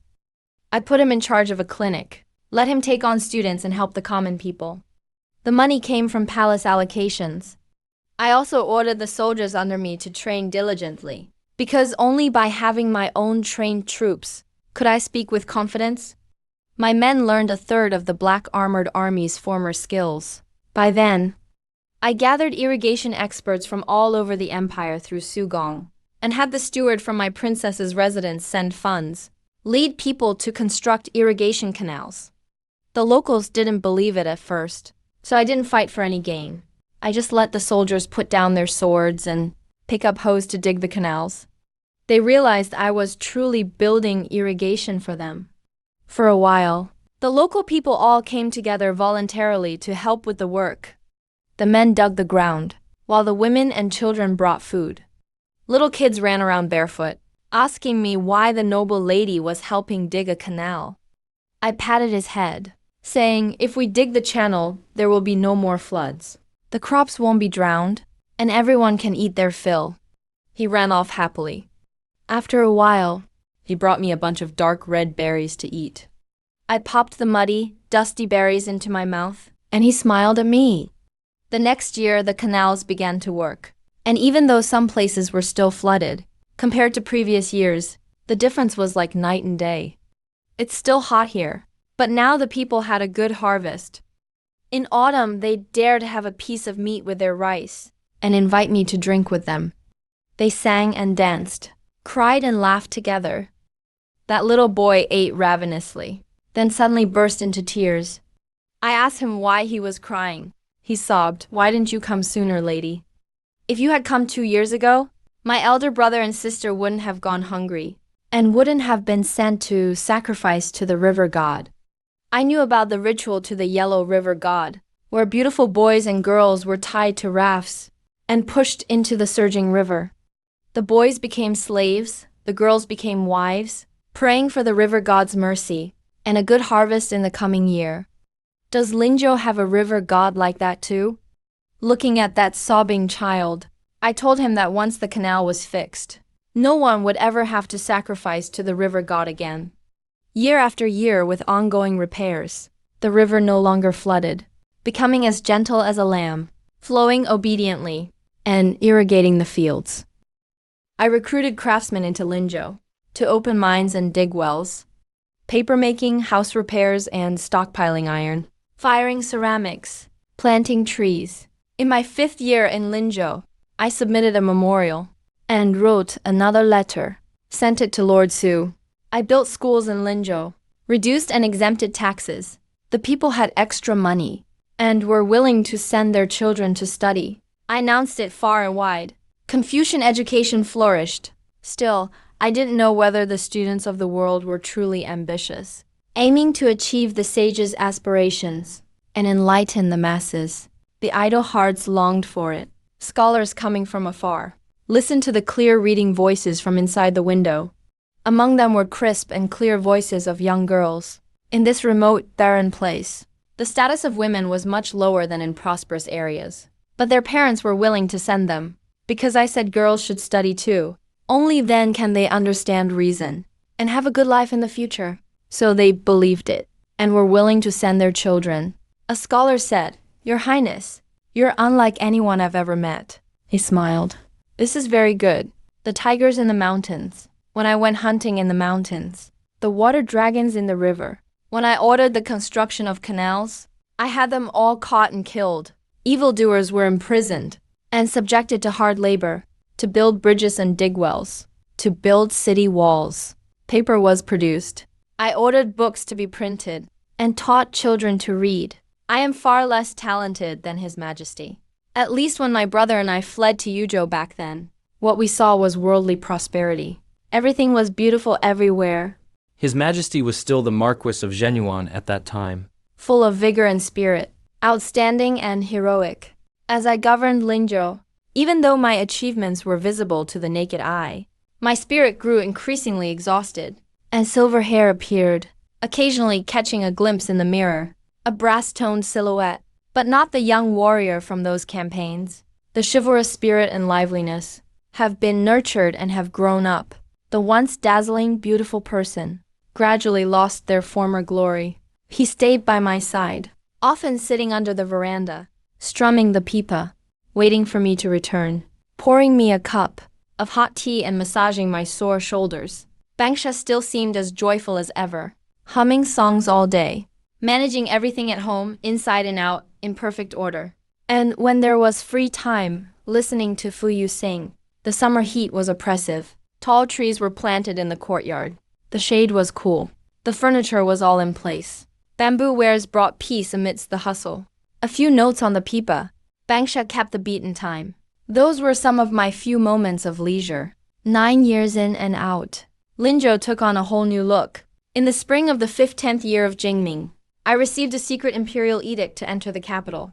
The Crown Prince and Prince Chin's power struggle changed the court dynamics over the years. Reduced to mere fragments and rumors, hidden within Lord Su's letters, and sent to Linzhou, I took 5,000 troops to the capital. Not the least surprised. The Crown Prince was the legitimate eldest son. His Majesty favored him. His place as heir apparent was unshakable. He simply didn't believe it. The third and fourth princes had grown up, granted titles and residences, all given positions. The Crown Prince didn't even trust his own full sister. So how could he trust the son of his adoptive mother's brother? Factions in court split into several camps, fighting fiercely. His Majesty watched from the sidelines, maintaining impartiality. The Crown Prince couldn't take it anymore. Within his own ranks, his sister, who held military power, was demoted to Linzhou. His full brother was hopelessly incompetent. The Crown Princes bore only one daughter. The eldest imperial grandson was born to a concubine's household. His mentor retired to his hometown, retreated from court. His Majesty's cold and indifferent attitude. His third and fourth brothers grew increasingly arrogant. The ninth prince, born to Empress Lu, was favored. Too many events threatened the Crown Prince's position as heir. He was the legitimate eldest son of the Empress. If he did not inherit that position, only death awaited him. He made promises to the great families to win their support, took advantage of the chaos to seize the palace gates, used His Majesty's illness as a pretext to control the government, yet never obtained the imperial edict passing on the throne. I counted my troops and wondered if my third and fourth brothers were safe and well, helped me into my cloak, and quietly said, "Crown Prince, Your Highness has tens of thousands of soldiers, but you're only taking 5,000. Isn't that too risky?" I replied, "In troops, quality matters, not quantity in battle. With a few thousand well-trained men, you can defeat tens of thousands. If you fight poorly, even tens of thousands can fall to a few thousand." I act on His Majesty's secret imperial edict to Prince Qin. Anyone who tries to stop me is executed for defying the edict.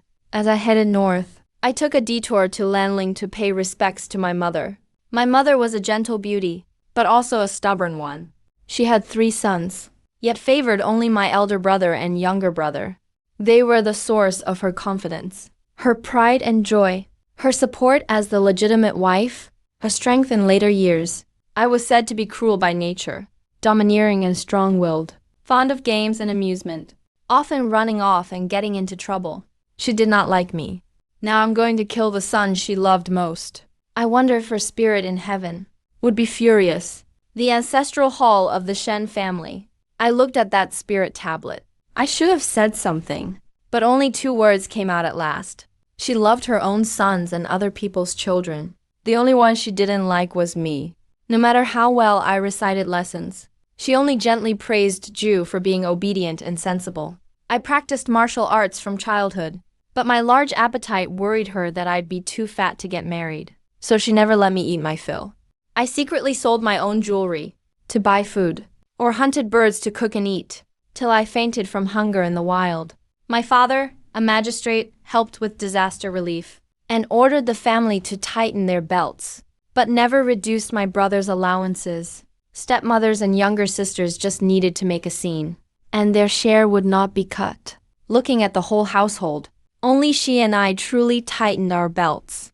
But if I made a fuss, she'd just lock me in the woodshed, making me reflect on how my mother spoiled me. 9 years later, I saw the Crown Prince again. He stood atop the city wall, full of vigor and heroism. I gazed at him across the moat. He finally found out where the tiger tally went. I aimed my bow at him for a long time, but still felt uncertain. After years of working late into the night, my eyes were not so good. Though I was confident, I just couldn't bring myself to risk missing, so I gave up in the end. In the Crown Prince's hands, he pushed someone forward, full of life, stumbling and staggering, looking very disheveled. It was an old acquaintance. The Crown Prince called out loudly, "Ayan, you and I are siblings. Does it have to come to this? Now, the person you care about is here. If you're willing to surrender your military power, I promise you a peaceful life." I squinted and looked for a while, and said to my guards. The Crown Prince leading the siege looked quite embarrassed and furious. But it was all in vain. Now, Zhao Heng, the Imperial Secretariat, is my ally.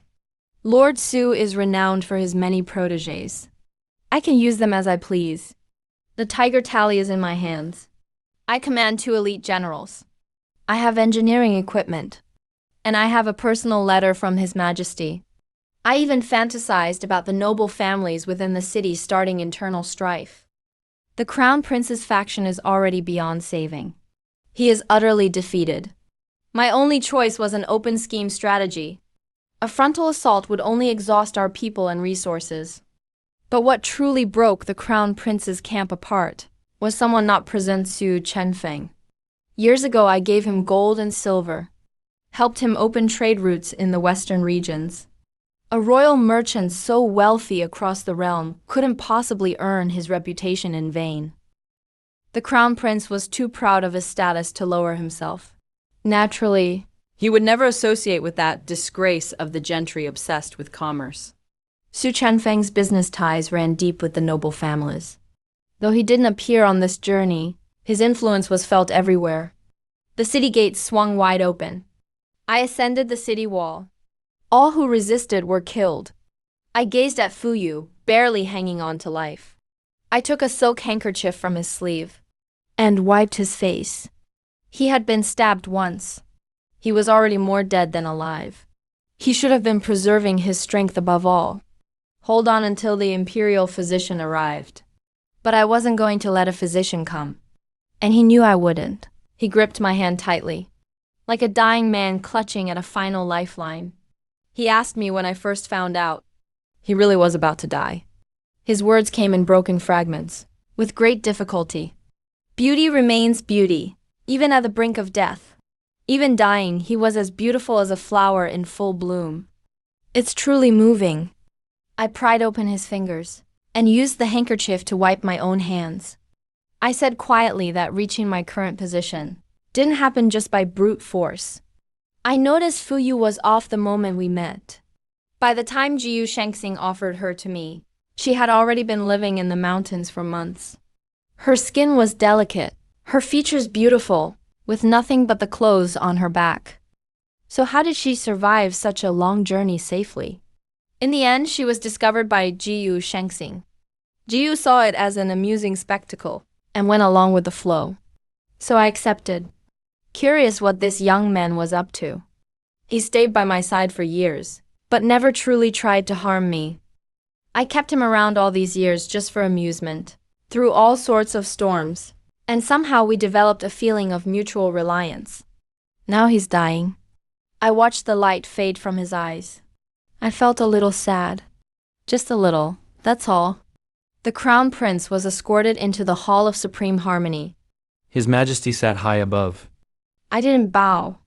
I looked at him for a while. He stared back at me for a long time. He sighed, "You're back. So don't leave again." I said the Crown Prince's rebellion began with great fanfare, but ended in utter silence. His Majesty drafted an imperial edict. He sent him to guard the imperial mausoleum. My 3rd and 4th brothers both died in this rebellion. The noble family who sided with him was punished. The capital was plunged into another bloody disaster. Outside the palace gates, furious shouts and curses filled the air. His Majesty sat on his lofty throne, expressionless. The Crown Princess, Lady Si, was found dead. On the day the Eastern Palace was seized. His Majesty was merciful. He never intended to kill her. The Chu clan was allowed to survive by imperial order, and so was the Crown Princess, confined with the dethroned Crown Prince at the mausoleum. But she refused. I had rarely seen her. She only existed in my hazy memory as a lively, dazzling young woman. She loved wearing red dresses, her chin always raised proudly. She wore the solemn attire of the Crown Princess, her makeup meticulous, looking just like a wooden doll. She saw me holding an umbrella outside, her bright red lips curled into a smile. Then, she dashed resolutely into a gilded dragon pillar. A shrill scream came from inside the hall. It was a young girl, quite delicate in appearance, with a pale face. She looked utterly terrified, yet clutched a child tightly in her arms. Her hand covered the child's eyes, her lips trembling. When she saw me approaching, she backed away step by step, her fear obvious. I asked who she was. A palace maid from the Eastern Palace answered, Your Highness, she is Yan Shi. Who is Yan Shi? The chief steward of the Eastern Palace told me. Yan Shi was someone the crown prince brought from Jiangnan. He originally intended to make her a consort, but the crown princess objected. In the end, she had no status at all. Her name wasn't even recorded. And the baby in her arms is the crown prince's only daughter, but was born prematurely and is frail by nature. The crown princess didn't like her, so Yan Shi cares for the child now. The maid handed me the child. The baby looked plump and fair, with no sign of weakness. Clearly well cared for. This child is unfortunate, barely a year old. With such parents, even as royalty, her life won't be easy. Seeing my indifference, Yan Shi feared I might kill the child. She was pinned to the ground, unable to get up, so all she could do was kowtow again and again, crying, Your Highness, the child is innocent. The child is innocent. Your Highness, please give her back to me. I'll take her back to Jiangnan, and you'll never see us again. I couldn't quite grasp her thinking. She was just a concubine, who could have become a consort, but due to the crown princess, she lost her chance, and ended up taking care of this child as a servant. She doesn't seem resentful. The child woke up, crying with her mouth wide open, a pitiful sight. Honestly, she's quite ugly. I ordered Yan Shi to be taken away, and took the child to the Hall of Supreme Harmony myself. His Majesty looked at the child in my arms and asked, I felt a pang of sympathy. I said her parents died early. Let's not burden her with their faults. In the end, she was her father's only bloodline left behind. His Majesty said, You name her. Take her back and raise her well. Summer arrived. The weather grew hot. Rainfall was plentiful. The child wailed in my arms until she nearly passed out. I said, Shen Nuo. What do you think? His Majesty nodded. I never knew children could be so troublesome. Zhao, the female official at the princess's residence, brought over the former royal wet nurse from the Eastern Palace to help take care of the child, Bangsha, and began watching her closely, afraid anyone else might neglect her. I was busy dealing with the mess left by the dethroned crown prince, working from dawn till late into the night. Until one day, my people placed a file about Yan Shi and the crown prince's affairs on my desk. I read it all. Still didn't quite understand, but ordered Yan Shi released. She once seemed unfathomable, but now I realize I was overthinking it. She isn't that scheming. Yan was never really punished. She still cares deeply for her child, so I let her serve by the child's side. After everything had ended, I went to the imperial tomb to visit the deposed crown prince. Madame Yan made her first request after entering the household. She wanted to bring Shen Nuo to visit the deposed crown prince with me. I agreed to her request, but I didn't let her bring the child. Shen Nuo is still young. Although the imperial tomb is grand, it's still a tomb after all. If she got scared, it wouldn't be good. When my brother heard from the attendants, he felt defeated and frustrated. He drowned his sorrows in alcohol all day. The carriage moved smoothly down the road. I saw His Highness, once so poised and immaculate, turned into a bearded, disheveled prisoner. I thought I should say something, but I just didn't know what. So I left. Madame Yan stayed inside for a long time. She finally came out. Her eyes were red, like she'd been crying. He asked me, Your Highness, will you kill him? I said no. He once promised to keep me safe and prosperous for life. Therefore, I will not kill him. Even though he's confined to the imperial tomb, there are still mountains and rivers there. His living conditions are better than those of a prince. He can live out his days as a wealthy recluse, spending the rest of his life in the mountains. That can also be a beautiful ending. On the way back, Madame Yan once again asked to bring the child back to Jiangnan. I still refused. Madame Yan said, Your Highness, Anua is just a girl. She won't trouble you. I promised to take her back to Jiangnan and grow old there. I have a house and shops. I can take good care of her. I said despite her royal blood, she's still the child of a disgraced official. With parents like hers, even if she lives in hiding under a false name, she won't have peace. You are just a wealthy merchant in Jiang'an. How can that background support her?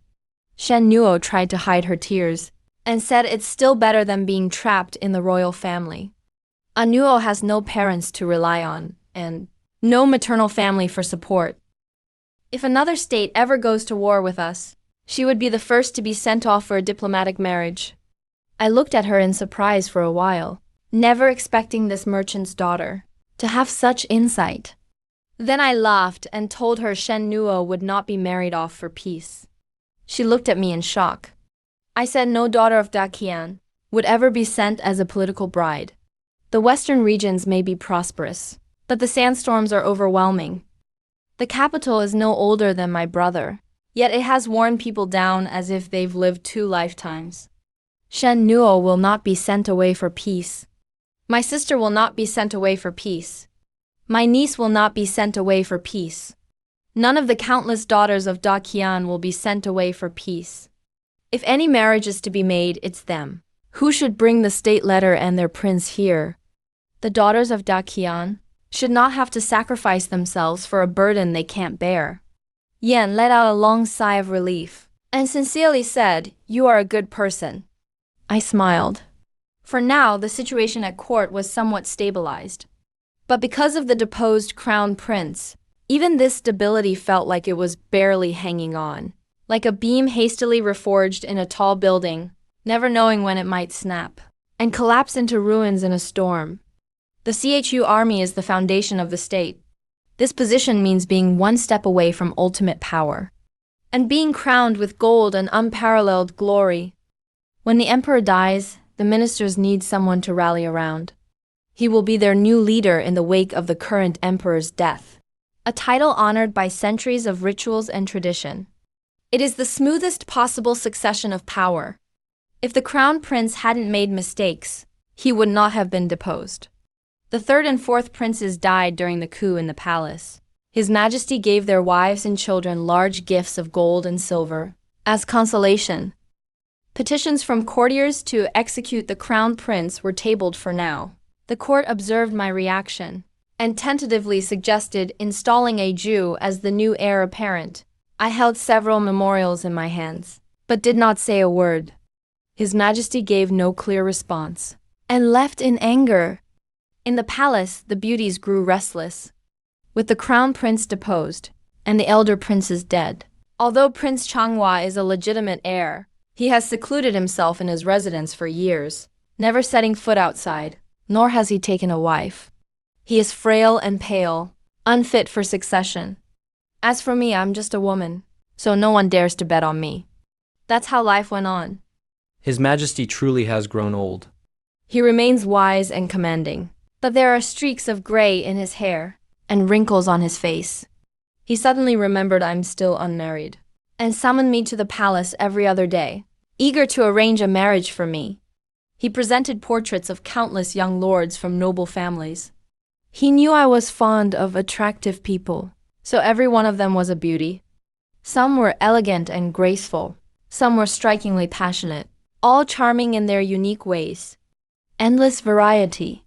I always smiled sincerely and said there was no rush. Later, he even gifted me with handsome companions, each with their own unique charm. Empress Lu laughed and said His Majesty must be muddled, eager for our Yan to get married soon and have a child. After the new year, the emperor's health deteriorated further. But he refused to admit he was old.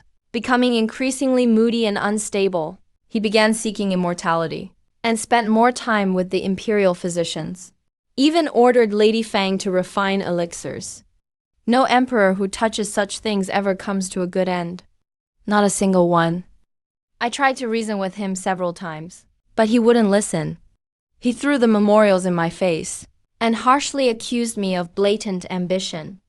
It felt like the court had returned to the old atmosphere. During the military ration investigation, stern and oppressive.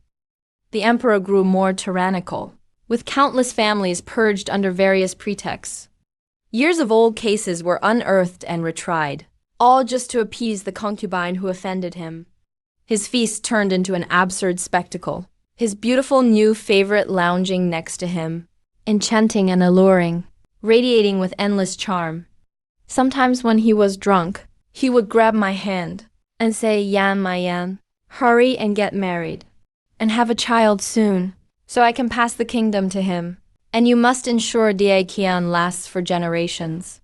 Before I could answer, he slapped me across the face and shouted accusations of overreaching in political matters, saying the East Palace upholds righteousness, and threatening, do you truly think I dare not kill you? I picked up the fruits scattered on the floor. Cao and Guo hurried over, handing me a basin of water and a towel. That's when I realized my cheek was already swollen. I was eating fruit, suddenly wanted to listen to the pipa. The empress began to fast and recite Buddhist scriptures. She hid in the central palace with her children, no longer saw anyone.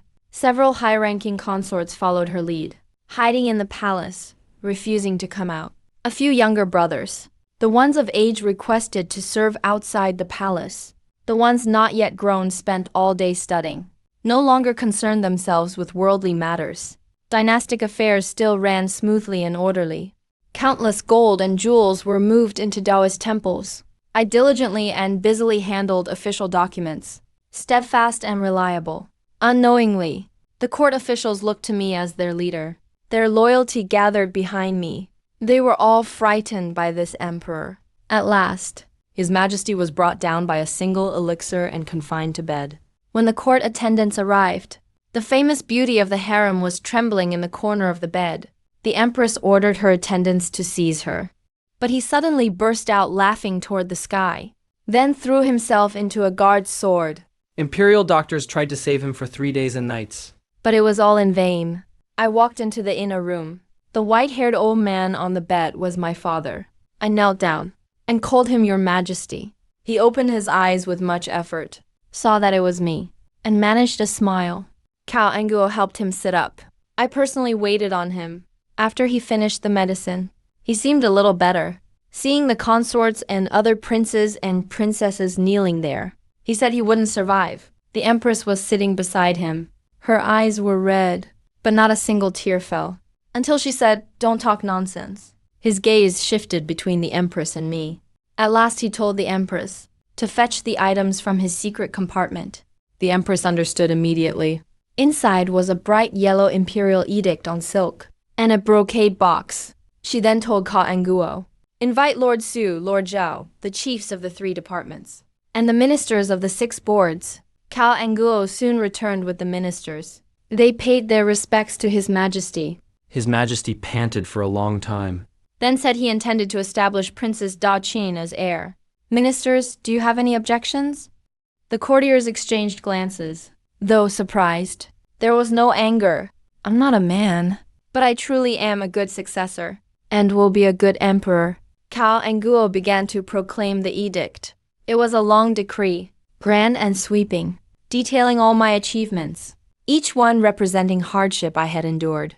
They are the foundation of my place in the world. When the reading finally ended, I accepted the decree, still a bit dazed. "Yan, come to your father's side." I stood up, took the imperial decree from Cao Anguo, knelt by the bed. He opened the box. Taking out the jade seal inside, He said to me, "Yan, the Da Qian dynasty has lasted less than 20 years. Don't let it be destroyed in your hands." I received the jade seal. Chan Jingji. Then he said again, "Yan, that year you came home. You asked me how everyone could have enough food and clothing, so no one would need to hurt another to survive. Your father tried for a long time, but couldn't accomplish it. You must do it, understand?" I could no longer speak. I could only nod in answer. He said there was another imperial decree. This one was for Zhu'er. "Yan, after your father dies, you must honor Zhu'er as a prince, but don't give him official positions or power for life. If Zhu'er is respectful to you, treat him well. If Zhu'er makes a serious mistake, send him away. Your brother, your father, and the empress have been together as husband and wife for nearly 20 years. Your 9th brother is still young. You must take good care of him." I nodded, and he finally smiled in relief. He whispered in a voice only we, father and daughter, could hear, "Bury me and your mother together. Your mother always made you feel wronged. I'll scold her properly when I see her below. Once I'm down there, your father will be there. No one will bully little Yan." I smiled, and he told the kneeling ministers, "This daughter of mine is a talent without equal in this world. I entrust her to all of you. I hope you'll do your best to assist her. Bring everlasting peace to the nation. All matters from now on are entrusted to me." He left first. The ministers all bowed deeply. "We will do our utmost to assist." He laughed, but then his laughter faded away. The sound of weeping filled the hall. I got up in a daze, straightened His Majesty's body, and knelt down, looking at the one on the bed, who would never breathe again. He was the people's sovereign, and my father. He raised me, taught me to read and practice martial arts, taught me strategy, took me hunting, always looked at me with approval, sent me to the battlefield to establish a great legacy. I wiped away my tears and bowed to bid him farewell. I respectfully send off His Majesty. Everyone else bowed as well. The officials all cried out, "Respectfully send off His Majesty." Looking through all the histories, there has never been a female emperor, let alone one who ascended with legitimacy. But I hold real power and have military merit. His Majesty personally appointed the chancellors and wrote in red ink, and chose me as heir. No one dared question it. They could only submit and pledge allegiance. Under the gazes of the entire court, I ascended as emperor, and changed the reign title to Taixi. Power transitions are always turbulent. In addition to observing mourning, I was busy every day, with complicated affairs, until my grief and mourning was completely worn away. Internally, I mocked my own coldness, yet I still teared up when facing the ministers. Lord Su advised me, "Now that your Majesty is on the throne, you should take good care of your health. You have a long life ahead of you." "Teacher, I will." The sun slanted to the west. Cao Angul brought me my meal. I finished eating and was about to leave the palace. Before he could remind me, I realized His Majesty had just passed. I was now the master of Jianzhong Palace. The Empress Dowager came to me, asking how to handle the imperial concubines. With His Majesty now the late emperor, my stepmother, once Princess Pingyu, was now a dowager. The Empress Dowager looked at me with concern in her eyes. I knew what she was worried about. The previous dynasty had rampant funeral sacrifices. It was custom for concubines to be buried with the emperor. The late emperor of our dynasty left no edict on their fates. Naturally, they were fearful, and that was understandable. Those with children should leave the palace to live with them. Those without children may remain in the palace to be cared for in old age. The Empress Dowager poured me a cup of tea and said, "That troublesome Lady Yao has already been detained." Lady Yao was the one who seduced father and made him addicted to beauty. That witch who used elixirs was taken down. Unfulfilled in her plans, she was sent to the inner court to be held. The Empress Dowager said she was a remnant of the previous dynasty. Changed my name and identity. Somehow ended up in the palace. Colluded with that wicked Taoist. Caused the late emperor's death. So how should this be handled? That's right, I am the emperor. I steadied myself. That wicked Taoist was executed with the harshest punishment. As for Beauty Yao, white silk or poisoned wine, let her choose herself. The Empress Dowager laughed and said he wanted to see you one last time. I said there was no need. If he refuses, then just send him on his way. The night was vast and dim. I rose and told the Empress Dowager I still had memorials to review tonight. Your Majesty, please return. The Empress Dowager also stood up with a smile and told me to take care. I opened the memorial, ordered the servants to brighten the lamps. Early spring chill lingered. There was only a hint of warmth inside the shop. Young grass quietly sprouted new buds. Tomorrow's early court session. I have to prepare well. After I ascended the throne, I was in no hurry to make reforms. I knew the workings of the court inside out. Before the late emperor passed away, he took advantage of his muddled state to clear many obstacles for me. Though there were still stumbling blocks, dealing with them was manageable. Being the emperor doesn't mean ultimate, absolute power, or a singular supreme status. Compromise happens far more than making arbitrary decisions. The Great Qian ended nearly a century of turmoil. The Rurans submitted. The surrounding tribes attached themselves. Yet vast wealth is still monopolized. There are commoners freezing and starving to death. Poor children have no one to rely on and can't go to school. This is a long road. My father didn't accomplish it. Maybe I won't either. Will the next generation accomplish it? Will the next generation even want to try? I opened the memorial. It was from the director of the Central Secretariat. The minister hoped I would select an heir as soon as possible. I have never been married. Everyone at court knows this. Bound by etiquette and custom, they can't advise me to expand my harem. But whether I take a consort or a husband, I still need a child to be the heir. But if I need a child, there's no reason I have to give birth myself. I ordered the director of the Central Secretariat to draft an edict selecting members of the royal clan to study in the Imperial Academy, specifically noting that both boys and girls could be sent. Anyone with eyes could see. I was choosing candidates for the next heir. For a time, all the Shen clan sent their sons to study. The minister of the Imperial clan hinted to me several times. There are outstanding boys in our clan, so why bring everyone together? When I ignored him, he was left with no choice and had to follow my edict, sending all the children over. I saw all the ones sent were boys, so I got angry. Only then did they reluctantly send the girls too. There was much grumbling among the clans, but I am a woman too, so they dared not criticize, and had to accept it. Now that all the royal children were studying, I began to reform the civil service exams, hoping to promote fair selection through the exams, so that gender wouldn't be a barrier. In the previous dynasty, aristocratic families ran rampant. Ritual was valued over life.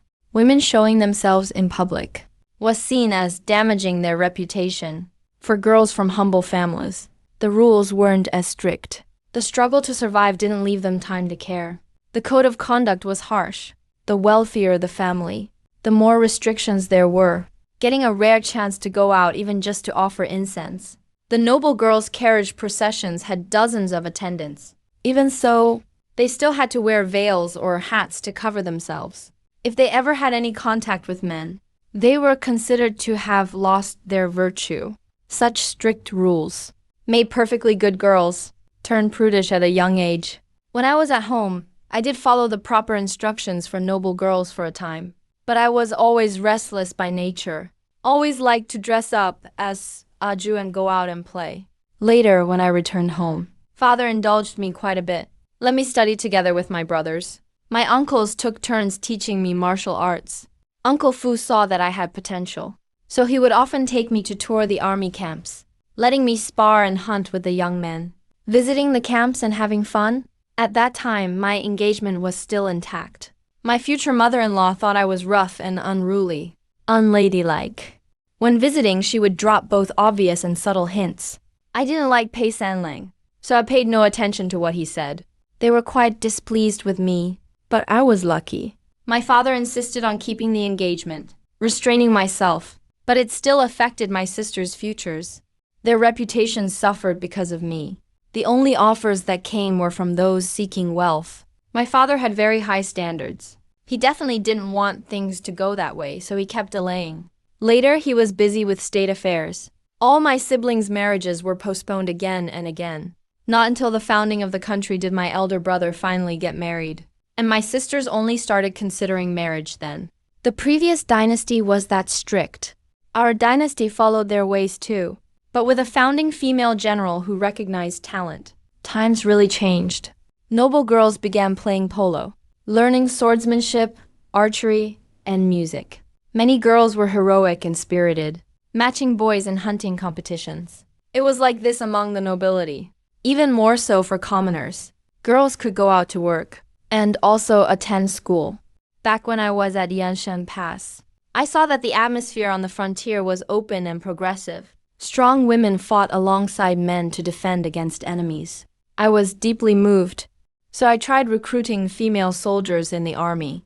Mr. Mo also accepted female students learning medicine. There weren't many, but having any was good progress.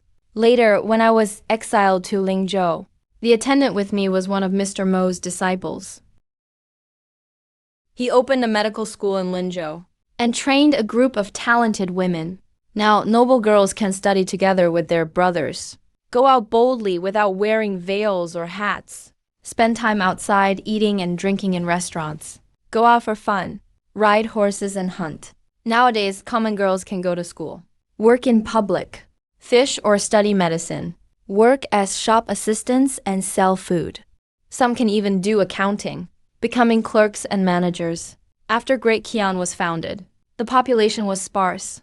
The late emperor encouraged farming and weaving, allowing orphaned girls to set up their own households, and encouraging widows to remarry. Later, after one of my sisters had an unhappy marriage with her prince consort, he further revised the law, allowing women to initiate divorce and remarry. Women were allowed to take legal action against their husbands without being beaten first. And after divorce, women could also set up their own households and choose their own husbands. When this happened, the whole country was shocked. There was massive opposition, but the law was firmly enforced. Many women chose to set up their own households. Jia Heng was assigned outside 3 times to reform government customs, allowing even more women to see hope for escape. Women who divorced were not seen as disgraced at home. Appearing in public was not considered shameful. Social attitudes changed dramatically. With this, it was only natural for the government to recruit female officials. It was only a matter of course, in my 3rd year as empress, to make up for the lack of officials. I specially opened the provincial exams. Anyone educated could participate. Merit was the only standard. For a time, the scholar community was in an uproar. After the music performance ended, a woman came from afar. She struck the ceremonial drum of Dali Temple, accusing the exam officials of corruption, deliberately suppressing her. Because this was the most important case of recruitment in the dynasty, I went in person to Dali Temple to hear what this young woman had to say. She was a good woman, not particularly beautiful, but very calm and composed. She traveled 1,000 miles alone to seek justice. I asked who she was seeking justice for. She knelt before me and said for herself. I asked her what she was seeking. She said, "Your Majesty once promised to recruit the most qualified. She believes her knowledge is not inferior to others. But the examiners said she is a woman. Allowing her to take the exam is already a special favor. Now her wish is fulfilled. She should go home and listen to her parents' teachings and marry soon." She was not resigned. She bravely came to court. "Your Majesty is a woman." She wanted to know if officials could be women now. I said officials can certainly be women. In my youth, I held a position in the army. My command also included female strategists. There are female officials in the imperial court, mostly managing affairs in the inner palace. There were no female officials in the previous dynasty. I asked her name. She bowed and said, "Wei Mingwei from Luoyang greets Your Majesty." I ordered someone to fetch her exam papers and personally read her previous essays. After reading, I said nothing, passed them among the officials. Some were surprised. Some were impressed. Some compared her to others. Wei Mingwei's essays showed unique insights. Clearly, she had read many books. But she is not a genius. Her arguments are a bit shallow. Her proposed method somewhat naive. But at her age to have such insights already surpasses many people. If not for her being a woman, her essays wouldn't earn her the top spot, but she would still be recognized. Beyond talent, what impressed me more was her resilience. She could defy her clan, go against her father and brothers, break off her engagement, and stand against the whole world. Who knows how much hardship she endured to reach the capital. All for the almost impossible position of female official. I stepped down, looked at her from above, asked if she was worried. She lifted her head. Her gaze was startlingly bright. If I can have this chance, even if I die, I will have no regrets. Finally, the officials finished reading her papers. I stood and they didn't dare be seated. They all came down and said to me, "Your Majesty, Wei's writing is a bit shallow, but she truly has talent. If Your Majesty favors her, she may be appointed as an official, serve in the inner palace. The inner palace has its own rules for selecting. I want officials of the previous dynasty. Your Majesty, she is a woman. So what if she's a woman? Men rule outside, women inside. That's been the traditional way of balance. Women's status is low. They should serve their husbands, care for in-laws, raise children. Take care of the clan. That's virtuous. To be a court official, there's no precedent. If this continues, women will abandon their traditional roles. The nation will fall. Today I appoint a woman official. Tomorrow the great Qin will collapse. I smirked and let my deputy take the main seat. Sat down. Saw that those officials' faces were flushed. Very self-righteous. And felt it was absurd. If so, I should soon select a consort and entrust him with the affairs of state as emperor. I would abdicate, manage affairs as empress, bear and raise children. That's what a good woman is. Is that correct? Those officials broke into cold sweat and suddenly knelt down, their faces pale. Someone else said, childbirth is painful for women, greatly harms their body. If entrusted with important matters, the state would suffer. If an official is in mourning, 3 years are required. Wouldn't that delay state affairs? A woman is pregnant for 10 months, 1 day of labor, at most 1 year lost. Some women are diligent. Even when pregnant, they still manage household affairs, so managing official duties. Isn't it possible to balance time? They wanted to argue further. I was already angry. King Yutown failed the world. Everyone knelt down. I left in a huff. Wei Mingwei became an official. I didn't give her any special treatment. She entered the Hanlin Academy. Gradually, more girls began to take the scholars' exam. Take the imperial exam to earn honors. A few years passed. A few women entered the court. The officials all worked together to suppress female officials.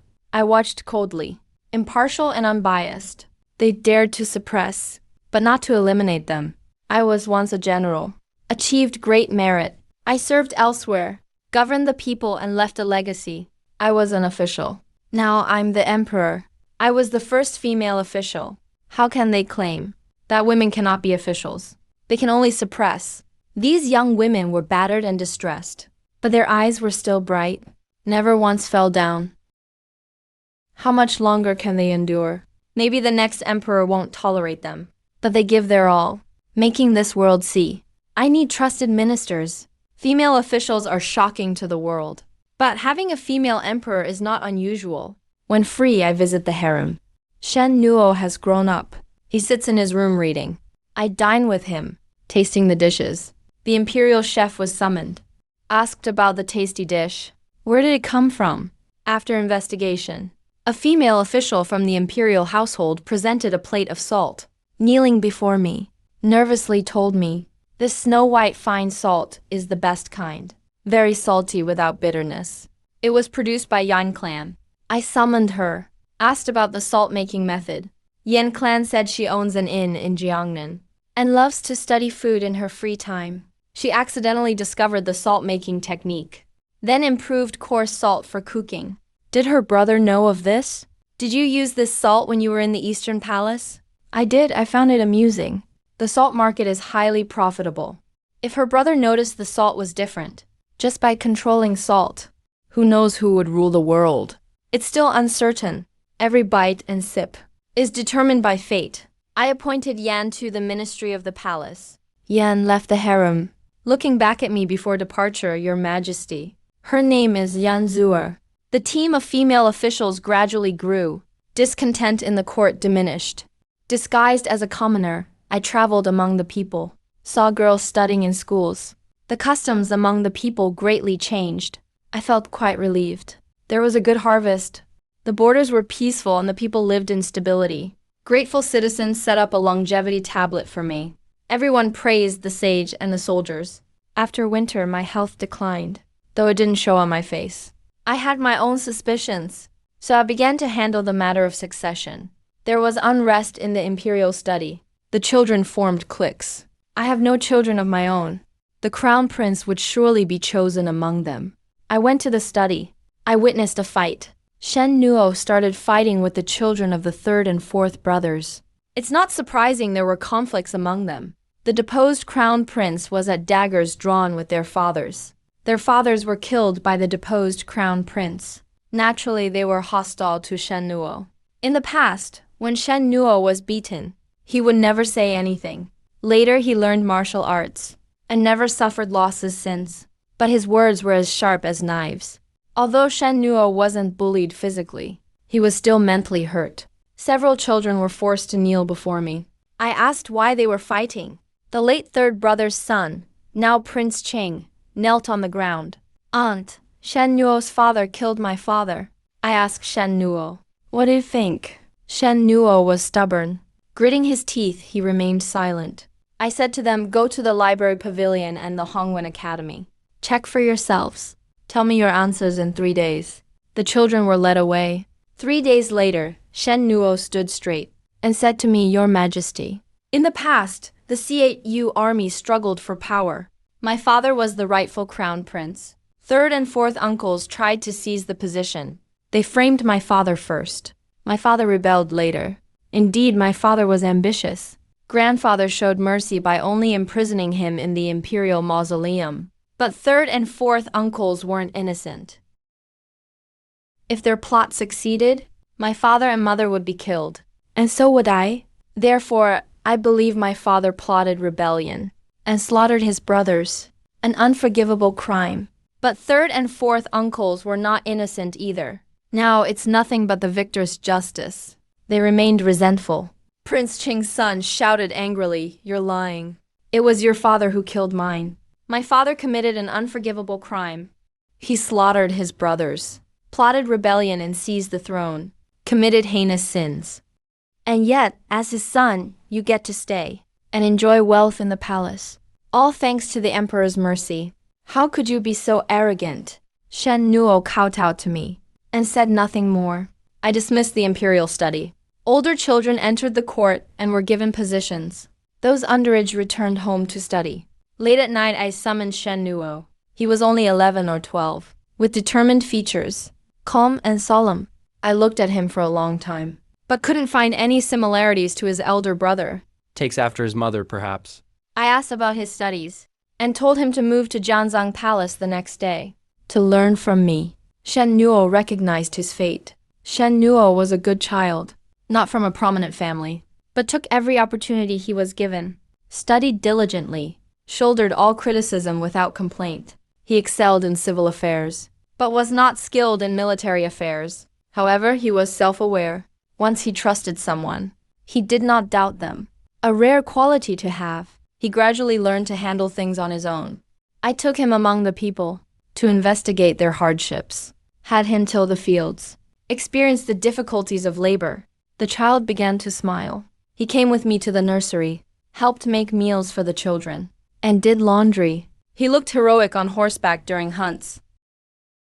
Jiu Shangxing, who had retired, was called back by me to serve as Shen Nuo's grand tutor. Su Chanfeng married and had a child, a prince sent to the palace to be Shen Nuo's study companion. On Shen Nuo's 15th birthday, I ordered Zhao Heng to grant him the title of crown prince. He would be a good emperor. The things I could not finish, he could continue. Bangsha grew old too, gained a lot of weight, smiling all day, now in charge at Jianzhang Palace. The palace maids all flattered him. They respected him, and he acted very authoritative, with quite an aura. He came to me when I was 13. He sacrificed his best years. I once said, I'd give her a dowry, let her get married, have a child. She muttered, I'd rather not. Here in the palace, there is food and drink, also of high status. Getting married means serving a big family. Most men in the world are heartless. I'd rather follow my lady for life. I laughed and said fine. Shen Nuo ran in and said to me, Aunt, it's snowing. Cao and Guo brought a pot of hot wine and said, Your Majesty, drink less. I drank 2 cups and said to Shen Nuo, in the future, if you want to marry and have children, you must maintain control over the court.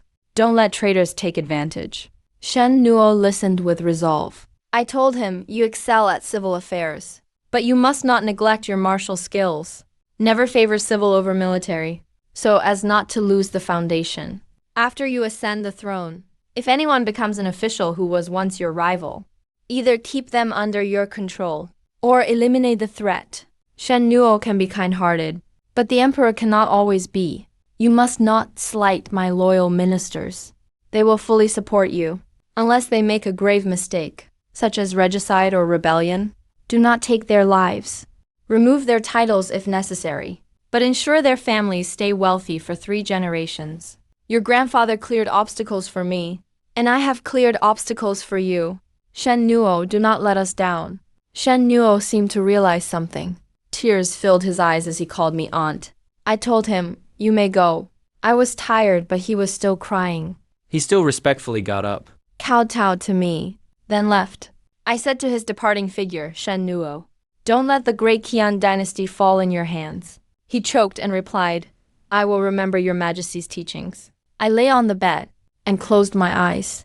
My senses seemed to stretch on forever. My soul felt as if it floated. Faint singing came to my ears. I recalled many things. Father teaching me martial arts. Mother mending my clothes. Grandmother giving me a piece of pear candy. A little pinwheel by the street. I would run outside to play and get into fights with young rascals. I saw the moon at Yanshan Pass, the sands of Ruren, bones all over the ground, wine mixed with sand. The scorching heat of Linzhou. Bangsha cried from the sun. Fuyu played the pipa, with a gentle smile. Children running and laughing. The rice in the fields grew lush. Children reading in the schoolhouse. I saw many people, remembered many things. I truly have grown old. I was once a noble lady, once a wandering swordswoman, once a beggar, once a princess, once an emperor. I let the poor have enough to eat, allowed children access to education. Let the oppressed people stand tall again.